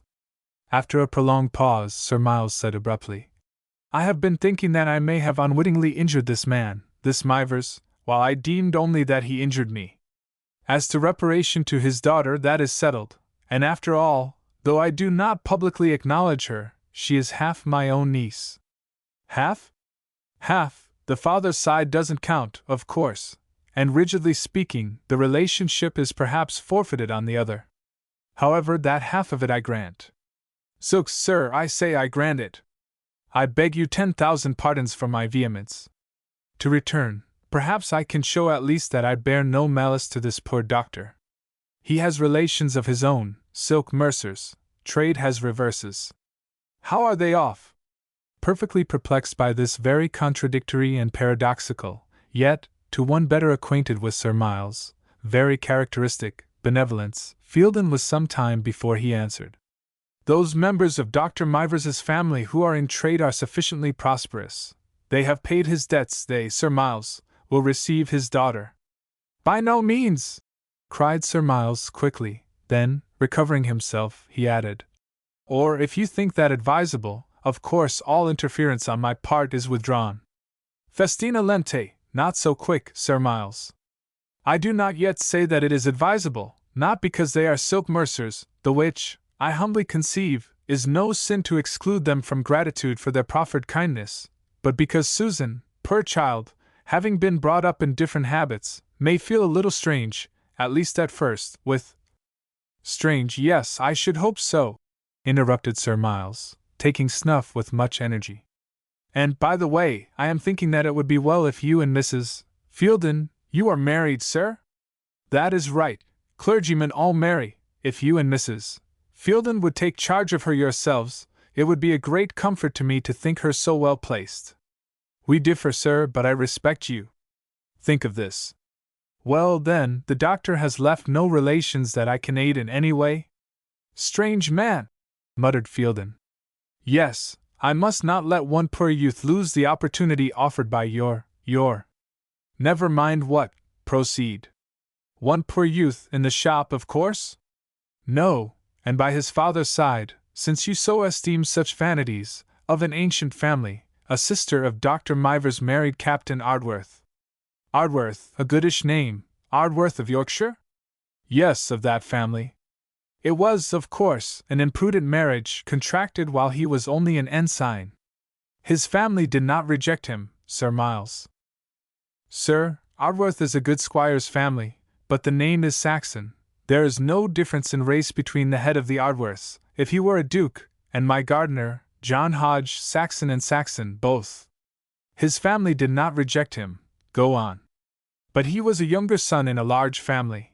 Both himself and his wife have known all the distresses common, they tell me, to the poverty of a soldier who has no resource but his pay. They have a son. Dr. Mivers, though so poor himself, took this boy, for he loved his sister dearly, and meant to bring him up to his own profession. Death frustrated this intention. The boy is high-spirited and deserving. Let his education be completed, send him to the university, and I will see that he is put into some career of which his father's family would approve. You need not mention to anyone my intentions in this respect, not even to the lad. And now, Mr. Fielden, I have done my duty, at least I think so. The longer you honor my house, the more I shall be pleased and grateful. But this topic, allow me most respectfully to say, needs and bears no further comment. Have you seen the last news from the army? The army! Oh, fie, Sir Miles, I must speak one word more. May not my poor Susan have at least the comfort to embrace her sister? Sir Miles paused a moment, and struck his crutch stick thrice firmly on the ground. I see no great objection to that, but by the address of this letter, the poor girl is too far from Lawton to send Lucretia to her. I can obviate that objection, Sir Miles. It is my wish to continue to Susan her present home amongst my own children. My wife loves her dearly, and had you consented to give her the shelter of your own roof, I am sure I should not have seen a smile in the house for a month after. If you permit this plan, as indeed you honored me by suggesting it, I can pass through Southampton on my way to my own living in Devonshire, and Miss Clavering can visit her sister there. Let it be so, said Sir Miles briefly, and so the conversation closed. Some weeks afterwards, Lucretia went in her uncle's carriage, with 4 post-horses, with her maid and her footman, went in the state and pomp of heiress to Lawton, to the small lodging-house in which the kind pastor crowded his children and his young guest. She stayed there some days. She did not weep when she embraced Susan, she did not weep when she took leave of her, but she showed no want of actual kindness, though the kindness was formal and stately. On her return, Sir Miles forbore to question, but he looked as if he expected, and would willingly permit, her to speak on what might naturally be uppermost at her heart. Lucretia, however, remained silent, till at last the baronet, coloring, as if ashamed of his curiosity, said, "Is your sister like your mother?" "You forget, sir, I can have no recollection of my mother. Your mother had a strong family likeness to myself. She is not like you, they say she is like Dr. Mivers." "Oh," said the baronet, and he asked no more. The sisters did not meet again. A few letters passed between them, but the correspondence gradually ceased. Young Ardworth went to college, prepared by Mr. Fielden, who was no ordinary scholar, and an accurate and profound mathematician, a more important requisite than classical learning in a tutor for Cambridge. But Ardworth was idle, and perhaps even dissipated. He took a common degree, and made some debts, which were paid by Sir Miles without a murmur. A few letters then passed between the baronet and the clergyman as to Ardworth's future destiny. The latter owned that his pupil was not persevering enough for the bar, nor steady enough for the church. These were no great faults in Sir Miles's eyes. He resolved, after an effort, to judge himself of the capacities of the young man, and so came the invitation to Lawton. Ardworth was greatly surprised when Fielden communicated to him this invitation, for hitherto he had not conceived the slightest suspicion of his benefactor. He had rather, and naturally, supposed that some relation of his father's had paid for his maintenance at the university, and he knew enough of the family history to look upon Sir Miles as the proudest of men. How was it then that he, who would not receive the daughter of Dr. Mivers, his own niece, would invite the nephew of Dr. Mivers, who was no relation to him? However, his curiosity was excited, and Fielden was urgent that he should go. To Lawton, therefore, had he gone. We have now brought down to the opening of our narrative the general records of the family it concerns. We have reserved our account of the rearing and the character of the personage most important, perhaps, in the development of its events, Lucretia Clavering, in order to place singly before the reader the portrait of her dark, misguided, an ill-boding youth. Chapter 2. Lucretia. When Lucretia first came to the house of Sir Miles St. John, she was an infant about 4 years old. The baronet then lived principally in London, with occasional visits rather to the Continent, or a watering place than to his own family mansion. He did not pay any minute attention to his little ward, satisfied that her nurse was sedulous, and her nursery airy and commodious. When, at the age of 7, she began to interest him, and he himself, approaching old age, began seriously to consider whether he should select her as his heiress, for hitherto he had not formed any decided or definite notions on the matter, he was startled by a temper so vehement, so self-willed and sternly imperious, so obstinately bent upon attaining its object, so indifferently contemptuous of warning, reproof, coaxing, or punishment, that her governess honestly came to him in despair. The management of this unmanageable child interested Sir Miles. It caused him to think of Lucretia seriously. It caused him to have her much in his society, and always in his thoughts. The result was, that by amusing and occupying him, she forced a stronger hold on his affections than she might have done had she been more like the ordinary run of commonplace children. Of all dogs, there is no dog that so attaches a master as a dog that snarls at everybody else, that no other hand can venture to pat with impunity. Of all horses, there is none which so flatters the rider, from Alexander downwards, as a horse that nobody else can ride.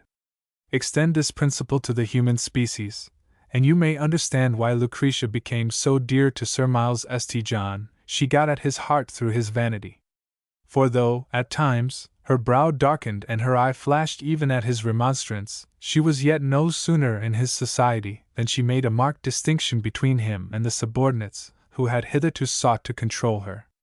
Was this affection? He thought so. Alas! What parent can trace the workings of a child's mind, springs moved by an idle word from a nurse, a whispered conference between hirelings? Was it possible that Lucretia had not often been menaced, as the direst evil that could befall her, with her uncle's displeasure, that long before she could be sensible of mere worldly loss or profit, she was not impressed with a vague sense of Sir Miles's power over her fate, nay, when trampling, in childish wrath and scorn, upon some menial's irritable feelings, was it possible that she had not been told that, but for Sir Miles, she would be little better than a servant herself? Be this as it may, all weakness is prone to dissimulate, and rare and happy is the child whose feelings are as pure and transparent as the fond parent deems them. There is something in children, too, which seems like an instinctive deference to the aristocratic appearances which sway the world. Sir Miles's stately person, his imposing dress, the respect with which he was surrounded, all tended to beget notions of superiority and power, to which it was no shame to succumb, as it was to Miss Black, the governess, whom the maids answered pertly, or Martha, the nurse, whom Miss Black snubbed if Lucretia tore her frock. Sir Miles's affection once won, his penetration not, perhaps, blinded to her more evident faults, but his self-love soothed towards regarding them leniently. There was much in Lucretia's external gifts which justified the predilection of the haughty man. As a child she was beautiful, and perhaps from her very imperfections of temper, her beauty had that air of distinction which the love of command is apt to confer. If Sir Miles was with his friends when Lucretia swept into the room, he was pleased to hear them call her their little princess, and was pleased yet more at a certain dignified tranquillity with which she received their caresses or their toys, and which he regarded as the sign of a superior mind. Nor was it long, indeed, before what we call a superior mind developed itself in the young Lucretia. All children are quick till they are set methodically to study, but Lucretia's quickness defied even that numbing ordeal, by which half of us are rendered dunces. Rapidity and precision in all the tasks set to her, and the comprehension of all the explanations given to her questions, evinced singular powers of readiness and reasoning. As she grew older, she became more reserved and thoughtful. Seeing but few children of her own age, and mixing intimately with none, her mind was debarred from the usual objects which distract the vivacity, the restless and wondrous observation, of childhood. She came in and out of Sir Miles's library of a morning, or his drawing-room of an evening, till her hour for rest, with unquestioned and sometimes unnoticed freedom. she listened to the conversation around her, and formed her own conclusions unchecked. It has a great influence upon a child, whether for good or for evil, to mix early and habitually with those grown up, for good to the mere intellect always. The evil depends upon the character and discretion of those the child sees and hears. Reverence the greatest is due to the children, exclaims the wisest of the Romans, Cicero. This sentiment is borrowed by Juvenal, that is to say, that we must revere the candor and inexperience and innocence of their minds. Now, Sir Miles's habitual associates were persons of the world, well-bred and decorous, indeed, before children, as the best of the old school were, avoiding all anecdotes, all allusions, for which the prudent matron would send her girls out of the room, but with that reserve speaking of the world as the world goes, if talking of young calculating carelessly what he would have when old his father, died, naturally giving to wealth and station and ability their fixed importance in life. Not over apt to single out for eulogiums some quiet goodness, rather inclined to speak with irony of pretensions to virtue, rarely speaking but with respect of the worldly seemings which rule mankind. All these had their inevitable effect upon that keen, quick, yet moody and reflective intellect. Sir Miles removed at last to Lawton. He gave up London, why, he acknowledged not to himself, but it was because he had outlived his age. Most of his old set were gone, new hours, new habits had stolen in. He had ceased to be of importance as a marrying man, as a personage of fashion. His health was impaired. He shrank from the fatigues of a contested election. He resigned his seat in Parliament for his native county, and once settled at Lawton, the life there soothed and flattered him. There all his former claims to distinction were still fresh. He amused himself by collecting, in his old halls and chambers, his statues and pictures, and felt that, without fatigue or trouble, he was a greater man at Lawton in his old age than he had been in London during his youth. Lucretia was then 13. 3 years afterwards, Olivier Dalibard was established in the house, and from that time a great change became noticeable in her. The irregular vehemence of her temper gradually subsided, and was replaced by an habitual self-command which rendered the rare deviations from it more effective and imposing. Her pride changed its character wholly and permanently. No word, no look of scorn to the low-born and the poor escaped her. The masculine studies which her erudite tutor opened to a grasping and inquisitive mind elevated her very errors above the petty distinctions of class. She imbibed earnestly what Dalibard assumed or felt, the more dangerous pride of the fallen angel, and set up the intellect as a deity. All belonging to the mere study of mind charmed and enchained her, but active and practical in her very reveries, if she brooded, it was to scheme, to plot, to weave, web, and mesh, and to smile in haughty triumph at her own ingenuity and daring. The first lesson of mere worldly wisdom teaches us to command temper. It was worldly wisdom that made the once impetuous girl calm, tranquil, and serene. Sir Miles was pleased by a change that removed from Lucretia's outward character its chief blot.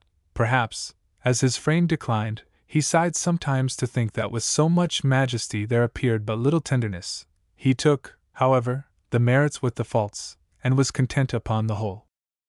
If the Provençal had taken more than common pains with his young pupil, the pains were not solely disinterested. In plunging her mind amidst that profound corruption which belongs only to intellect cultivated in scorn of good and in suppression of heart, he had his own views to serve. He watched the age when the passions ripen, and he grasped at the fruit which his training sought to mature. In the human heart ill-regulated there is a dark desire for the forbidden. This Lucretia felt, this her studies cherished, and her thoughts brooded over. She detected, with the quickness of her sex, the preceptor's stealthy aim. She started not at the danger. Proud of her mastery over herself, she rather triumphed in luring on into weakness this master intelligence which had lighted up her own, to see her slave in her teacher, to despise or to pity him whom she had first contemplated with awe. And with this mere pride of the understanding might be connected that of the sex. She had attained the years when woman is curious to know and to sound her power. To inflame Dalibard's cupidity or ambition was easy, but to touch his heart, that marble heart, this had its dignity and its charm. Strange to say, she succeeded. The passion, as well as interests, of this dangerous and able man became enlisted in his hopes. And now the game played between them had a terror in its suspense, for if Dalibard penetrated not into the recesses of his pupil's complicated nature, she was far from having yet sounded the hell that lay, black and devouring, beneath his own. Not through her affections, those he scarce hoped for, but through her inexperience, her vanity, her passions, he contemplated the path to his victory over her soul and her fate. And so resolute, so wily, so unscrupulous was this person, who had played upon all the subtlest keys and chords in the scale of turbulent life, that, despite the lofty smile with which Lucretia at length heard and repelled his suit, he had no fear of the ultimate issue, when all his projects were traversed, all his mines and stratagems abruptly brought to a close, by an event which he had wholly unforeseen, the appearance of a rival. The ardent and almost purifying love, which, escaping a while from all the demons he had evoked, she had, with a girl's frank heart and impulse, conceived for Mainwaring. And here, indeed, was the great crisis in Lucretia's life and destiny. So interwoven with her nature had become the hard calculations of the understanding, so habitual to her now was the zest for scheming, which revels in the play and vivacity of intrigue and plot, and which Shakespeare has perhaps intended chiefly to depict in the villainy of Iago, that it is probable Lucretia could never become a character thoroughly amiable and honest. But with a happy and well-placed love, her ambition might have had legitimate vents, her restless energies, the woman's natural field and sympathies for another. The heart, once opened, softens by use, gradually and unconsciously the interchange of affection, the companionship with an upright and ingenuous mind, for virtue is not only beautiful, it is contagious, might have had their redeeming and hallowing influence. Happier, indeed, had it been, if her choice had fallen upon a more commanding and lofty nature. But perhaps it was the very meekness and susceptibility of Mainwaring's temper, relieved from feebleness by his talents, which, once in play, were undeniably great, that pleased her by contrast with her own hardness of spirit and despotism of will. That Sir Miles should have been blind to the position of the lovers is less disparaging to his penetration than it may appear, for the very imprudence with which Lucretia abandoned herself to the society of Mainwaring during his visits at Lawton took a resemblance to candor. Sir Miles knew his niece to be more than commonly clever and well informed, that she, like him, should feel that the conversation of a superior young man was a relief to the ordinary babble of their country neighbors, was natural enough, and if now and then a doubt, a fear, had crossed his mind and rendered him more touched than he liked to own by Vernon's remarks, it had vanished upon perceiving that Lucretia never seemed a shade more pensive in Mainwaring's absence. The listlessness and the melancholy which are apt to accompany love, especially where unpropitiously placed, were not visible on the surface of this strong nature. In truth, once assured that Mainwaring returned her affection, Lucretia reposed on the future with a calm and resolute confidence, and her customary dissimulation closed like an unruffled sea over all the undercurrents that met and played below. Still, Sir Miles's attention once, however slightly, aroused to the recollection that Lucretia was at the age when woman naturally meditates upon love and marriage, had suggested, afresh and more vividly, a project which had before been indistinctly conceived, namely, the union of the divided branches of his house, by the marriage of the last male of the Vernons with the heiress of the St. Johns. Sir Miles had seen much of Vernon himself at various intervals. He had been present at his christening, though he had refused to be his godfather, for fear of raising undue expectations. He had visited and munificently tipped him at Eton. He had accompanied him to his quarters when he joined the prince's regiment. He had come often in contact with him when, at the death of his father, Vernon retired from the army and blazed in the front ranks of metropolitan fashion. He had given him counsel, and had even lent him money. Vernon's spendthrift habits and dissipated if not dissolute life had certainly confirmed the old baronet in his intentions to trust the lands of Lawton to the lesser risk which property incurs in the hands of a female, if tightly settled on her, than in the more colossal and multiform luxuries of an expensive man. And to do him justice, during the flush of Vernon's riotous career he had shrunk from the thought of confiding the happiness of his niece to so unstable a partner. But of late, whether from his impaired health or his broken fortunes, Vernon's follies had been less glaring. He had now arrived at the mature age of 33, when wild oats may reasonably be sown. the composed and steadfast character of Lucretia might serve to guide and direct him, and Sir Miles was one of those who hold the doctrine that a reformed rake makes the best husband. Add to this, there was nothing in Vernon's reputation, once allowing that his thirst for pleasure was slaked, which could excite serious apprehensions. Through all his difficulties, he had maintained his honor unblemished.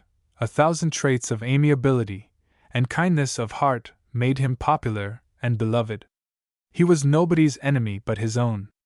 His very distresses, the prospect of his ruin, if left unassisted by Sir Miles's testamentary dispositions, were arguments in his favor. And after all, though Lucretia was a nearer relation, Vernon was in truth the direct male heir, and according to the usual prejudices of family, therefore, the fitter representative of the ancient line. With these feelings and views, he had invited Vernon to his house, and we have seen already that his favorable impressions had been confirmed by the visit.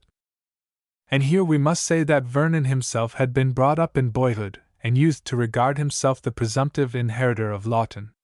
It had been, from time immemorial, the custom of the St. Johns to pass by the claims of females in the settlement of the entails. From male to male the estate had gone, furnishing warriors to the army, and senators to the state. And if when Lucretia first came to Sir Miles's house the bright prospect seemed somewhat obscure, still the mésalliance of the mother, and Sir Miles's obstinate resentment thereat, seemed to warrant the supposition that he would probably only leave to the orphan the usual portion of a daughter of the house, and that the lands would go in their ordinary destination. This belief, adopted passively, and as a thing of course, had had a very prejudicial effect upon Vernon's career. What mattered that he overenjoyed his youth, that the subordinate property of the Vernons, a paltry £4,000 or £5,000 a year, went a little too fast, the splendid estates of Lytton would recover all.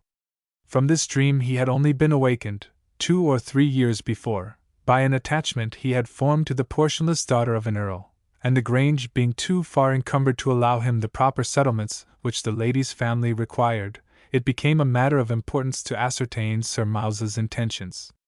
Too delicate himself to sound them, he had prevailed upon the Earl, who was well acquainted with Sir Miles, to take Lytton in his way to his own seat in Dorsetshire, and without betraying the grounds of his interest in the question, learned carelessly, as it were, the views of the wealthy man. The result had been a severe and terrible disappointment. Sir Miles had then fully determined upon constituting Lucretia his heiress, and with the usual openness of his character, he had plainly said so upon the very first covert and polished allusion to the subject which the Earl slyly made. This discovery, in breaking off all hopes of a union with Lady Mary Stanville, had crushed more than mercenary expectations. It affected through his heart Vernon's health and spirits, it rankled deep, and was resented at first as a fatal injury. But Vernon's native nobility of disposition gradually softened an indignation which his reason convinced him was groundless and unjust. Sir Miles had never encouraged the expectations which Vernon's family and himself had unthinkingly formed. The baronet was master of his own fortune, and after all, was it not more natural that he should prefer the child he had brought up and reared, to a distant relation, little more than an acquaintance, simply because man succeeded to man in the mouldy pedigree of the St. Johns? And Mary fairly lost to him his constitutional indifference to money, a certain French levity of temper, a persuasion that his life was nearing its wasted close, had left him without regret, as without resentment, at his kinsman's decision.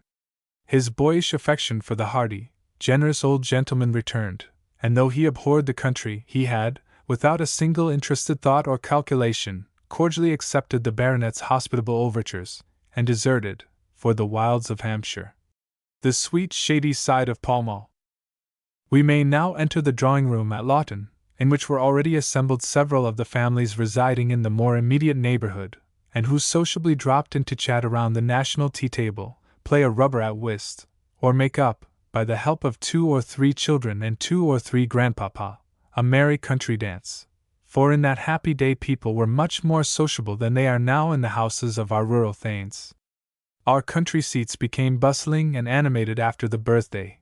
Many even of the more important families resided, indeed, all the year round on their estates. The continent was closed to us. the fastidious exclusiveness which comes from habitual residence in cities had not made that demarcation, in caste and in talk, between neighbor and neighbor, which exists now. Our squires were less educated, less refined, but more hospitable and unassuming. In a word, there was what does not exist now, except in some districts remote from London, a rural society for those who sought it. The party, as we enter, is grouped somewhat thus. But first we must cast a glance at the room itself, which rarely failed to be the first object to attract a stranger's notice. It was a long, and not particularly well-proportioned apartment, according, at least, to modern notions, for it had rather the appearance of two rooms thrown into one. At the distance of about 35 feet, the walls, before somewhat narrow, were met by an arch, supported by carved pilasters, which opened into a space nearly double the width of the previous part of the room, with a domed ceiling and an embayed window of such depth that the recess almost formed a chamber in itself. But both these divisions of the apartment corresponded exactly in point of decoration. They had the same small paneling, painted a very light green, which seemed almost white by candlelight, each compartment wrought with an arabesque, the same enriched frieze and cornice. They had the same high mantelpieces, ascending to the ceiling, with the arms of St. John in bold relief. They had, too, the same old-fashioned and venerable furniture, draperies of thick-figured velvet, with immense chairs and sofas to correspond, interspersed, it is true, with more modern and commodious inventions of the upholsterer's art, engraved stuffed leather or lively chintz. 2 windows, nearly as deep as that in the farther division, broke the outline of the former one, and helped to give that irregular and nooky appearance to the apartment which took all discomfort from its extent, and furnished all convenience for solitary study or detached flirtation. With little respect for the carved work of the panels, the walls were covered with pictures brought by Sir Miles from Italy. Here and there marble busts and statues gave lightness to the character of the room, and harmonized well with that half-Italian mode of decoration which belongs to the period of James I. The shape of the chamber, in its divisions, lent itself admirably to that friendly and sociable intermixture of amusements which reconciles the tastes of young and old.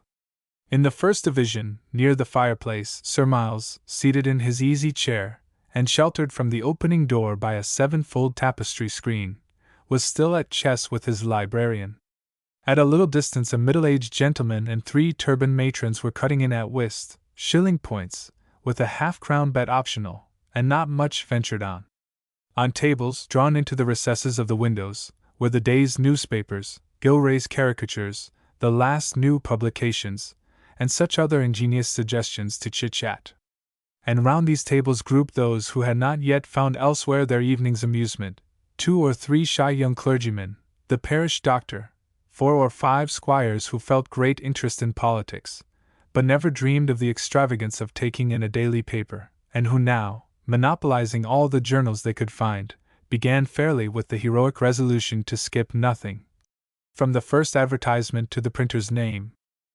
Amidst one of these groups Mainwaring had bashfully ensconced himself. In the farther division, the chandelier, suspended from the domed ceiling, threw its cheerful light over a large circular table below, on which gleamed the ponderous tirn of massive silver, with its usual accompaniments.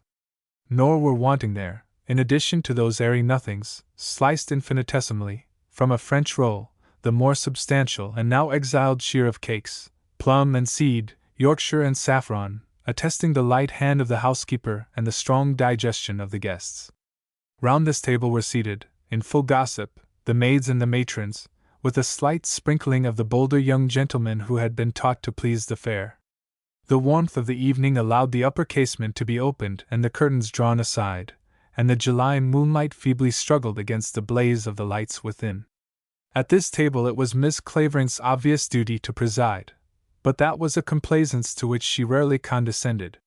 Nevertheless, she had her own way of doing the honor of her uncle's house, which was not without courtesy and grace. To glide from one to the other, exchange a few friendly words, see that each set had its well-known amusements, and finally, sit quietly down to converse with some who, from gravity or age, appeared most to neglect or be neglected by the rest, was her ordinary and not unpopular mode of welcoming the guests at Lawton, not unpopular, for she thus avoided all interference with The flirtations and conquests of humbler damsels, whom her station and her endowments might otherwise have crossed or humbled, while she ensured the good word of the old, to whom the young are seldom so attentive. But if a stranger of more than provincial repute chanced to be present, if some stray member of Parliament, or barrister on the circuit, or wandering artist, accompanied any of the neighbors, to him Lucretia gave more earnest and undivided attention. Him she sought to draw into a conversation deeper than the usual babble, and with her calm, searching eyes bent on him while he spoke, seemed to fathom the intellect she set in play. But as yet this evening she had not made her appearance, a sin against etiquette very unusual in her. Perhaps her recent conversation with Dolly Bard had absorbed her thoughts to forgetfulness of the less important demands on her attention. Her absence had not interfered with the gaiety at the tea-table, which was frank even to noisiness as it centered round the laughing face of Ardworth, who, though unknown to most or all of the ladies present, beyond a brief introduction to one or two of the first comers from Sir Miles, as the host had risen from his chest to bid them welcome, had already contrived to make himself perfectly at home and outrageously popular. Niched between two bouncing lasses, he had commenced acquaintance with them in a strain of familiar drollery and fun, which had soon broadened its circle, and now embraced the whole group in the happy contagion of good humor and young animal spirits. Gabriel, allowed to sit up later than his usual hour, had not, as might have been expected, attached himself to this circle, nor indeed to any. He might be seen moving quietly about, now contemplating the pictures on the wall with a curious eye, now pausing at the whist table, and noting the game with the interest of an embryo gamester, now throwing himself on an ottoman, and trying to coax towards him Dash or Ponto. Trying in vain, for both the dogs abhorred him, yet still, through all this general movement, had any one taken the pains to observe him closely, it might have been sufficiently apparent that his keen, bright, restless eye, from the corner of its long, sly lids, roved chiefly towards the three persons whom he approached the least, his father, Mainwaring, and Mr. Vernon. This last had ensconced himself apart from all, in the angle formed by one of the pilasters of the arch that divided the room, so that he was in command, as it were, of both sections. Reclined, with the careless grace that seemed inseparable from every attitude and motion of his person, in one of the great velvet chairs, with a book in his hand, which, to say truth, was turned upside down, but in the lecture of which he seemed absorbed, he heard at one hand the mirthful laughter that circled round young Ardworth, or, in its pauses, caught, on the other side, muttered exclamations from the grave whist players. "If you had but trumped that diamond, ma'am! Bless me, sir, it was the best heart!"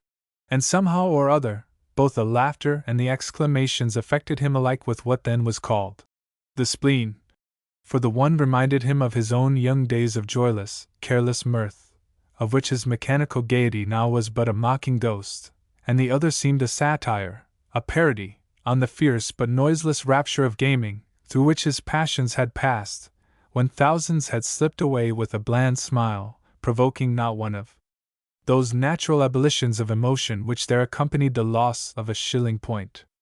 And besides this, Vernon had been so accustomed to the success of the drawing-room, to be a somebody and a something in the company of wits and princes, that he felt, for the first time, a sense of insignificance in this provincial circle. Those fat squires had heard nothing of Mr. Vernon, except that he would not have Lawton, he had no acres, no vote in their county, he was a nobody to them. Those ruddy maidens, though now and then, indeed, one or two might steal an admiring glance at a figure of elegance so unusual, regarded him not with the female interest he had been accustomed to inspire. They felt instinctively that he could be nothing to them, nor they to him, a mere London fop, and not half so handsome as Squires Bluff and Chuff. Rousing himself from this little vexation to his vanity with a conscious smile at his own weakness, Vernon turned his looks towards the door, waiting for Lucretia's entrance, and since her uncle's address to him, feeling that new and indescribable interest in her appearance which is apt to steal into every breast when what was before but an indifferent acquaintance is suddenly enhaloed with the light of a possible wife. At length the door opened, and Lucretia entered. Mr. Vernon lowered his book, and gazed with an earnestness that partook both of doubt and admiration. Lucretia Clavering was tall beyond what is admitted to be tall in woman, but in her height there was nothing either awkward or masculine. A figure more perfect never served for model to a sculptor. The dress at that day, unbecoming as we now deem it, was not to her, at least, on the whole disadvantageous. The short waist gave greater sweep to her majestic length of limb, while the classic thinness of the drapery betrayed the exact proportion and the exquisite contour. The arms then were worn bare almost to the shoulder, and Lucretia's arms were not more faultless in shape than dazzling in their snowy color. The stately neck, the fallen shoulders, the firm, slight, yet rounded bust, all would have charmed equally the artist and the sensualist. Fortunately, the sole defect of her form was not apparent at a distance. That defect was in the hand. It had not the usual faults of female youthfulness, the superfluity of flesh, the too rosy healthfulness of color. On the contrary, it was small and thin. But it was, nevertheless, more the hand of a man than a woman. The shape had a man's nervous distinctness, the veins swelled like sinews. The joints of the fingers were marked and prominent. In that hand it almost seemed as if the iron force of the character betrayed itself. But as we have said, this slight defect, which few, if seen, would hypercritically notice, could not, of course, be perceptible as she moved slowly up the room, and Vernon's eye, glancing over the noble figure, rested upon the face. Was it handsome? Was it repelling? Strange that in feature it had pretensions to the highest order of beauty, and yet even that experienced connoisseur in female charms was almost as puzzled what sentence to pronounce. The hair, as was the fashion of the day, clustered in profuse curls over the forehead, but could not conceal a slight line or wrinkle between the brows, and this line, rare in women at any age, rare even in men at hers, gave an expression at once of thought and sternness to the whole face. The eyebrows themselves were straight, and not strongly marked, a shade or two perhaps too light, a fault still more apparent in the lashes. The eyes were large, full, and though bright, astonishingly calm and deep, at least in ordinary moments, yet withal they wanted the charm of that steadfast and open look which goes at once to the heart and invites its trust. Their expression was rather vague and abstracted. She usually looked aslant while she spoke, and this, which with some appears but shyness, in one so self-collected had an air of falsehood.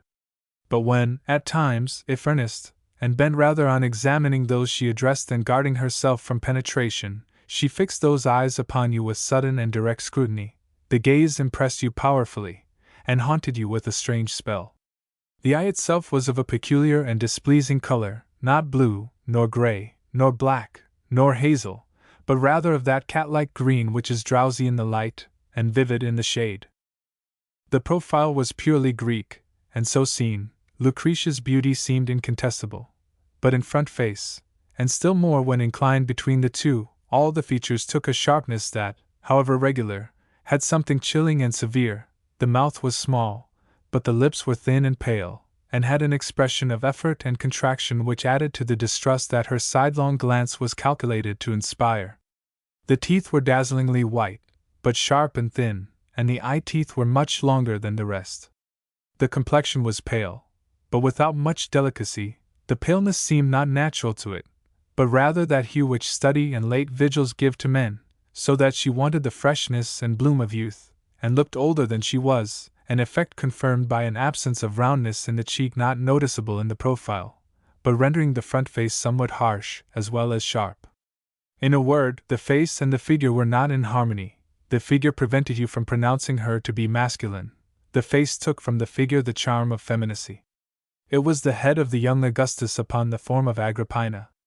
One touch more, and we close a description which already perhaps the reader may consider frivolously minute.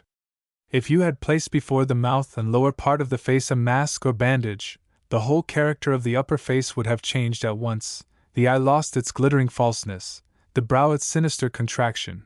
You would have pronounced the face not only beautiful, but sweet and womanly. Take that bandage suddenly away and the change would have startled you, and startled you the more because you could detect no sufficient defect or disproportion in the lower part of the countenance to explain it. It was as if the mouth was the key to the whole, the key nothing without the text uncomprehended without the key. Such, then, was Lucretia Clavering in outward appearance at the age of 20, striking to the most careless eye. interesting and perplexing the student in that dark language never yet deciphered, the human countenance. The reader must have observed that the effect every face that he remarks for the first time produces is different from the impression it leaves upon him when habitually seen. Perhaps no two persons differ more from each other than does the same countenance in our earliest recollection of it from the countenance regarded in the familiarity of repeated intercourse. And this was especially the case with Lucretia Clavering's. The first impulse of nearly all who beheld it was distrust that partook of fear. It almost inspired you with a sense of danger. The judgment rose up against it, the heart set itself on its guard. But this uneasy sentiment soon died away, with most observers, in admiration at the chiseled outline, which, like the Grecian sculpture, gained the more it was examined, in respect for the intellectual power of the expression, and in fascinated pleasure at the charm of a smile, rarely employed, it is true, but the more attractive both for that reason and for its sudden effect in giving brightness and persuasion to an aspect that needed them so much. It was literally like the abrupt breaking out of a sunbeam, and the repellent impression of the face thus familiarized away, the matchless form took its natural influence, so that while one who but saw Lucretia for a moment might have pronounced her almost plain, and certainly not prepossessing in appearance, those with whom she lived, those whom she sought to please, those who saw her daily, united in acknowledgment of her beauty. And if they still felt awe, attributed it only to the force of her understanding. As she now came midway up the room, Gabriel started from his seat and ran to her caressingly. Lucretia bent down, and placed her hand upon his fair locks. As she did so, he whispered, "Mr. Vernon has been watching for you." "Hush! Where is your father?" "Behind the screen, at chess with Sir Miles." "With Sir Miles?" And Lucretia's eye fell, with the direct gaze we have before referred to, upon the boy's face. "I have been looking over them pretty often," said he meaningly. "They have talked of nothing but the game." Lucretia lifted her head, and glanced round with her furtive eye. The boy divined the search, and with a scarce perceptible gesture pointed her attention to Mainwaring's retreat. Her vivid smile passed over her lips as she bowed slightly to her lover, and then, withdrawing the hand which Gabriel had taken in his own, she moved on, past Vernon with a commonplace word or two, and was soon exchanging greetings with the gay merrymakers in the farther part of the room. A few minutes afterwards, the servants entered, the tea-table was removed, chairs were thrust back, a single lady of a certain age volunteered her services at the piano, and dancing began within the ample space which the arch fenced off from the whist players. Vernon had watched his opportunity, and at the first sound of the piano had gained Lucretia's side, and with grave politeness pre-engaged her hand for the opening dance. At that day, though it is not so very long ago, gentlemen were not ashamed to dance, and to dance well. It was no languid saunter through a quadrille. It was fair, deliberate, skilful dancing amongst the courtly, free, bounding movement amongst the gay. Vernon, as might be expected, was the most admired performer of the evening, but he was thinking very little of the notice he at last excited. He was employing such ingenuity as his experience of life supplied to the deficiencies of a very imperfect education, limited to the little flogged into him at Eton, in deciphering the character and getting at the heart of his fair partner. "I wonder you do not make Sir Miles take you to London, my cousin, if you will allow me to call you so. You ought to have been presented." "I have no wish to go to London yet." "Yet?" said Mr. Vernon, with the somewhat fade gallantry of his day. "Beauty even like yours has little time to spare." "Hands across, cried Mr. Ardworth. "And," continued Mr. Vernon, as soon as a pause was permitted to him, "there is a song which the prince sings, written by some sensible old-fashioned fellow, which says, 'Gather your rosebuds while you may, for time is still a-flying.' You have obeyed the moral of the song yourself, I believe, Mr. Vernon. Call me cousin, or Charlie, if you like, as most of my friends do. Nobody ever calls me Mr. Vernon. I don't know myself by that name. Down the middle, we are all waiting for you," shouted Ardworth. And down the middle, with wondrous grace, glided the exquisite nankeens of Charlie Vernon. The dance now, thanks to Ardworth, became too animated and riotous to allow more than a few broken monosyllables till Vernon and his partner gained the end of the set, And then, flirting his partner's fan, he recommenced. Seriously, my cousin, you must sometimes feel very much moped here. Never, answered Lucretia. Not once yet had her eye rested on Mr. Vernon. She felt that she was sounded. Yet I am sure you have a taste for the pomps and vanities. Aha! There is ambition under those careless curls, said Mr. Vernon, with his easy, adorable impertinence. Lucretia winced. But if I were ambitious, what field for ambition could I find in London? The same as Alexander, Empire, my cousin. You forget that I am not a man. Man, indeed, may hope for an empire. It is something to be a Pitt, or even a Warren Hastings. Mr. Vernon stared. Was this stupidity, or what? A woman has an empire more undisputed than Mr. Pitt's, and more pitiless than that of Governor Hastings. Oh, pardon me, Mr. Vernon. Charles, if you please. Lucretia's brow darkened. Pardon me, she repeated. But these compliments, if such they are meant to be, meet a very ungrateful return. A woman's empire over gauzes and ribbons, over tea-tables and drums, over fops and coquettes, is not worth a journey from Lawton to London. You think you can despise admiration? What you mean by admiration, yes. And love too? Said Vernon, in a whisper. Now Lucretia at once and abruptly raised her eyes to her partner. Was he aiming at her secret? Was he hinting at intentions of his own? The look chilled Vernon, and he turned away his head. Suddenly, then, in pursuance of a new train of ideas, Lucretia altered her manner to him.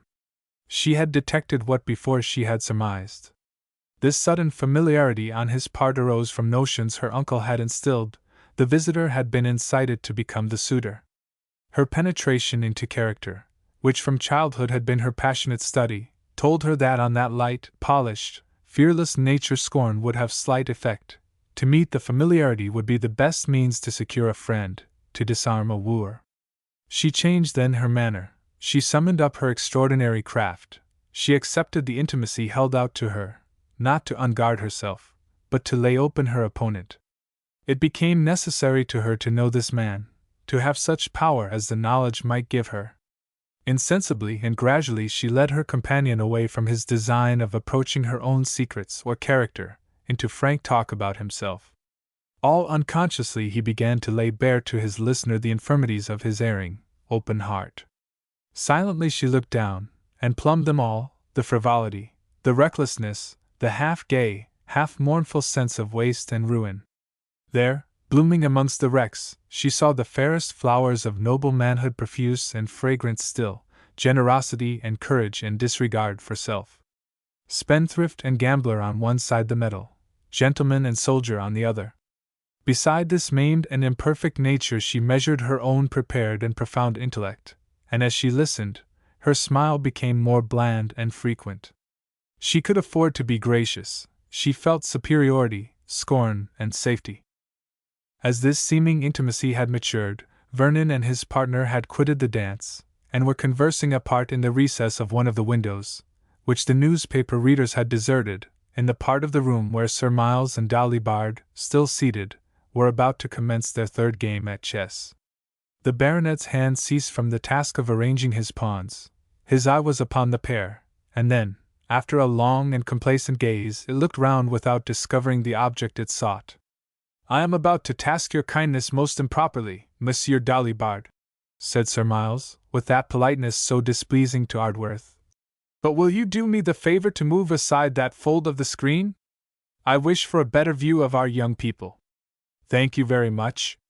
Sir Miles now discovered Mainwaring, and observed that, far from regarding with self-betraying jealousy the apparent flirtation going on between Lucretia and her kinsman, he was engaged in animated conversation with the chairman of the Quarter Sessions. Sir Miles was satisfied, and ranged his pawns.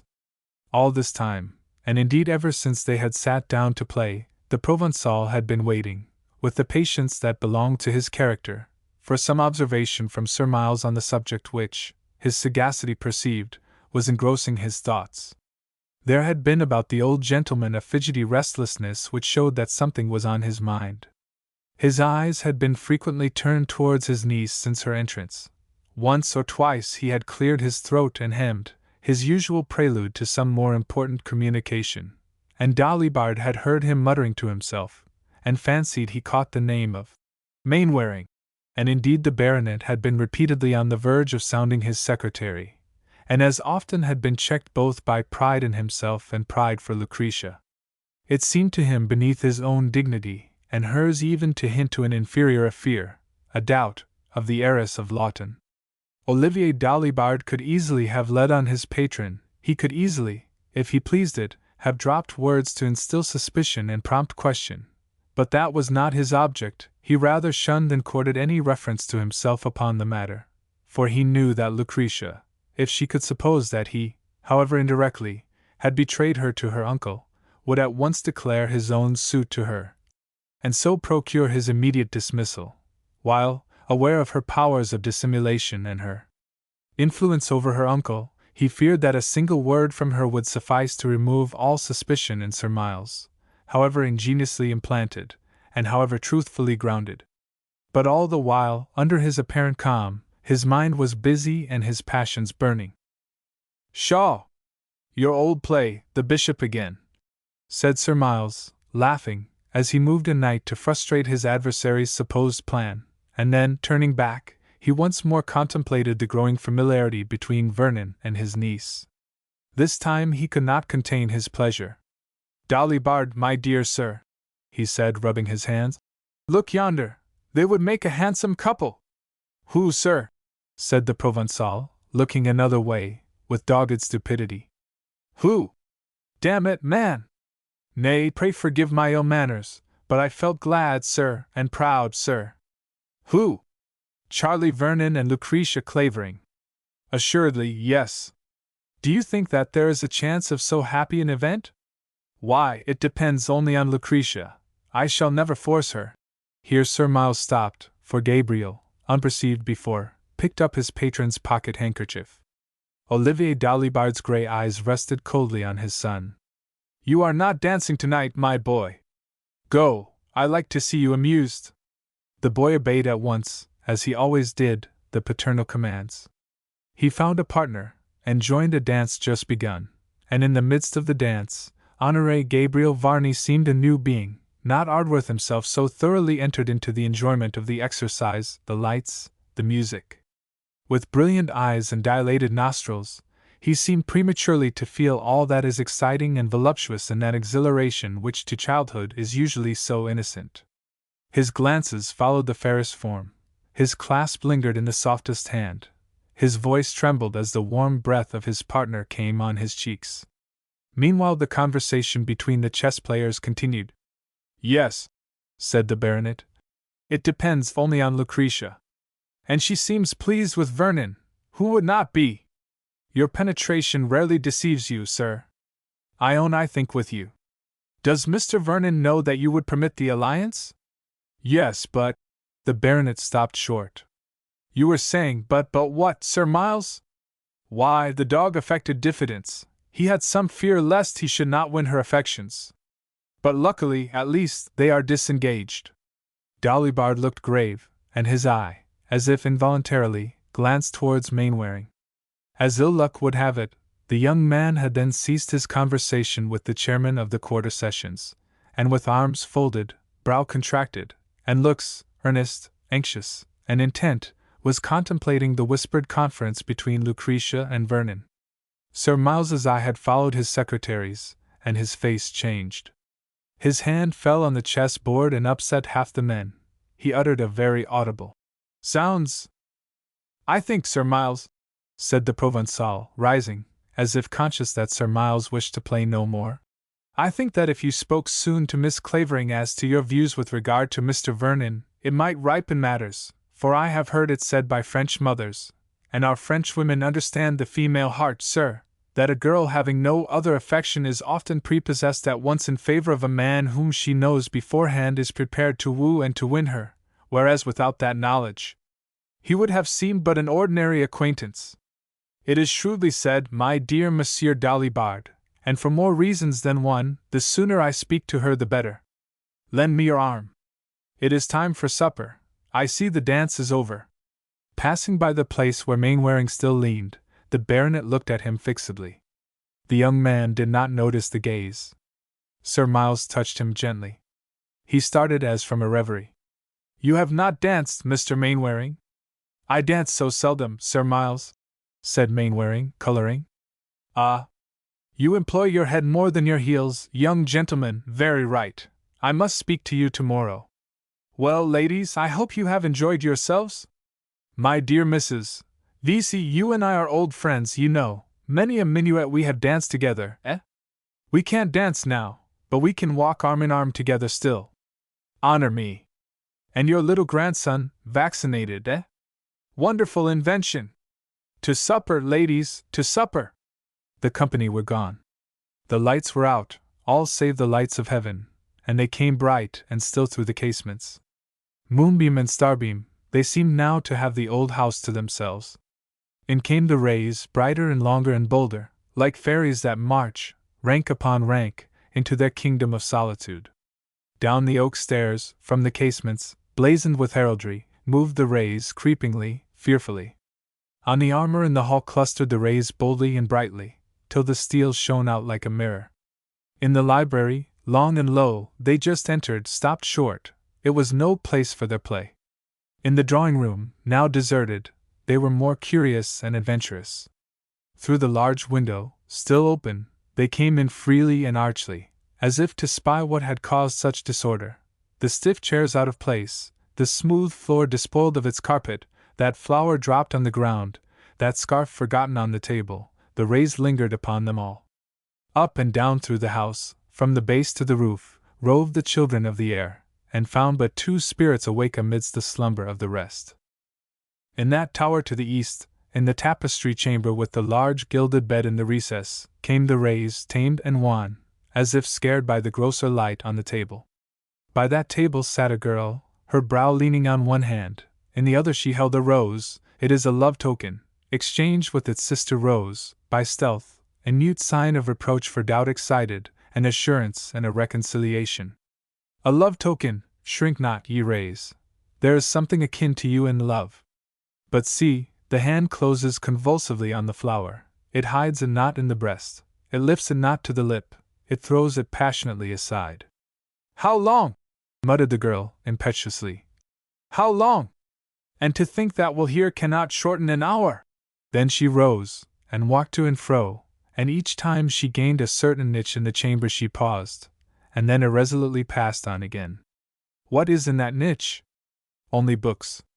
What can books teach thee, pale girl? The step treads firmer. This time it halts more resolved. The hand that clasps the flower takes down a volume. The girl sits again before the light.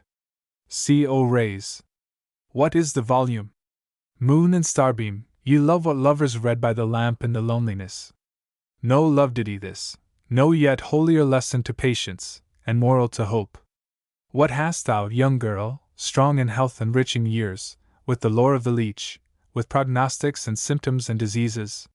She is tracing with hard eyes the signs that precede the grim enemy in his most sudden approach, the habits that invite him, the warnings that he gives. He whose wealth shall make her free has twice had the visiting shock. He starves not, he lives frae. She closes the volume, and musing, meets him out the hours and days he has to live. Shrink back, ye rays. The love is disenhallowed. While the hand was on the rose, the thought was on the charnel. Yonder, in the opposite tower, in the small casement near the roof, came the rays. Childhood is asleep. Moon and starbeam, ye love the slumbers of the child. The door opens, a dark figure steals noiselessly in. The father comes to look on the sleep of his son. Holy tenderness, if this be all. "Gabriel, wake!" said a low, stern voice, and a rough hand shook the sleeper. The sharpest test of those nerves upon which depends the mere animal courage is to be roused suddenly, in the depth of night, by a violent hand. The impulse of Gabriel, thus startled, was neither of timidity nor surprise. It was that of some Spartan boy not new to danger. With a slight cry and a fierce spring, the son's hand clutched at the father's throat.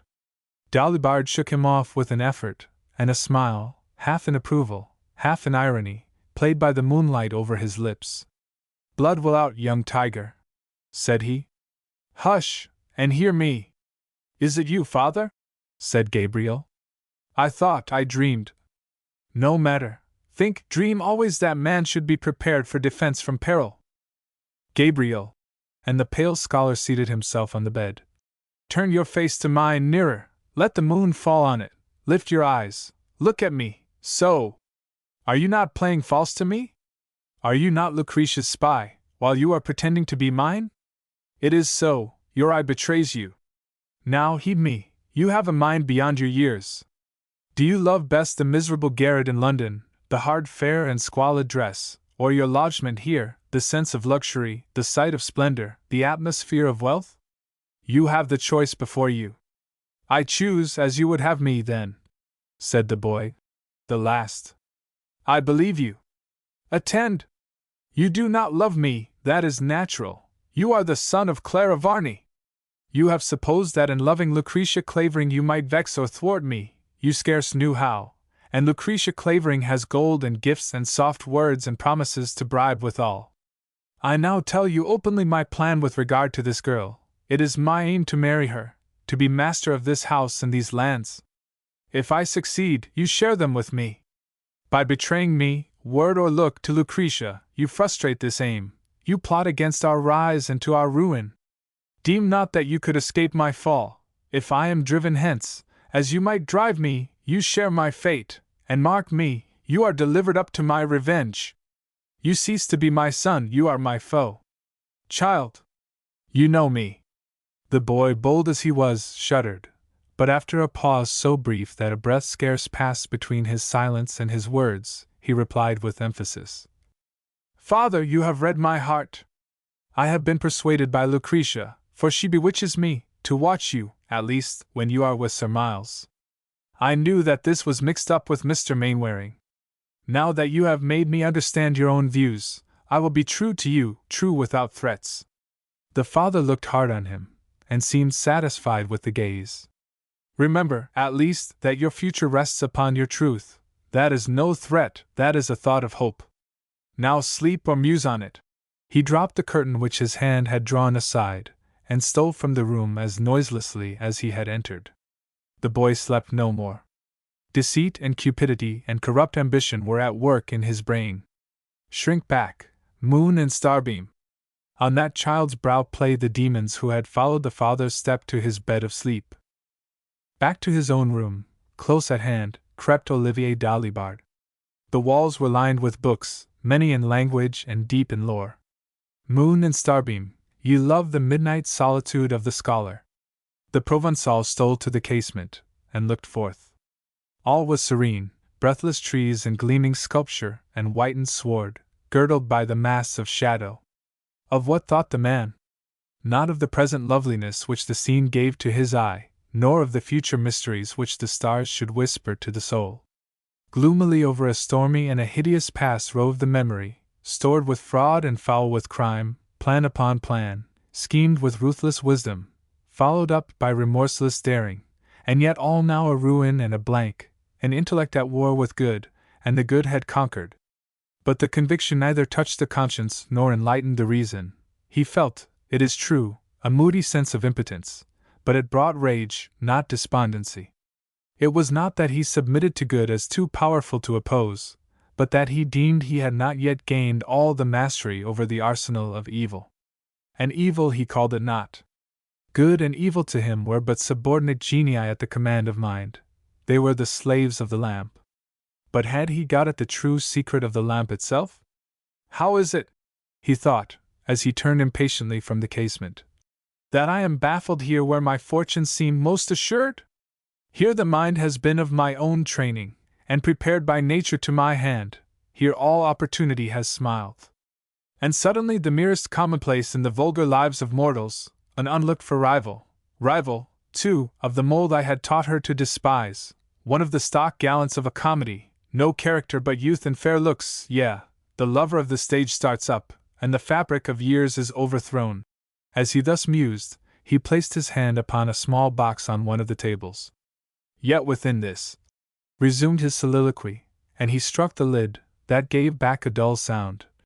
Within this I hold the keys of life and death. Fool! The power does not reach to the heart, except to still it. Verily and indeed were the old heathens mistaken. Are there no filters to change the current of desire? But touch one chord in a girl's affection, and all the rest is mine, all, lands, station, power, all the rest are in the opening of this lid. Hide in the cloud, O moon! Shrink back, ye stars! Send not your holy, pure, and trouble-lulling light to the countenance blanched and livid with the thoughts of murder.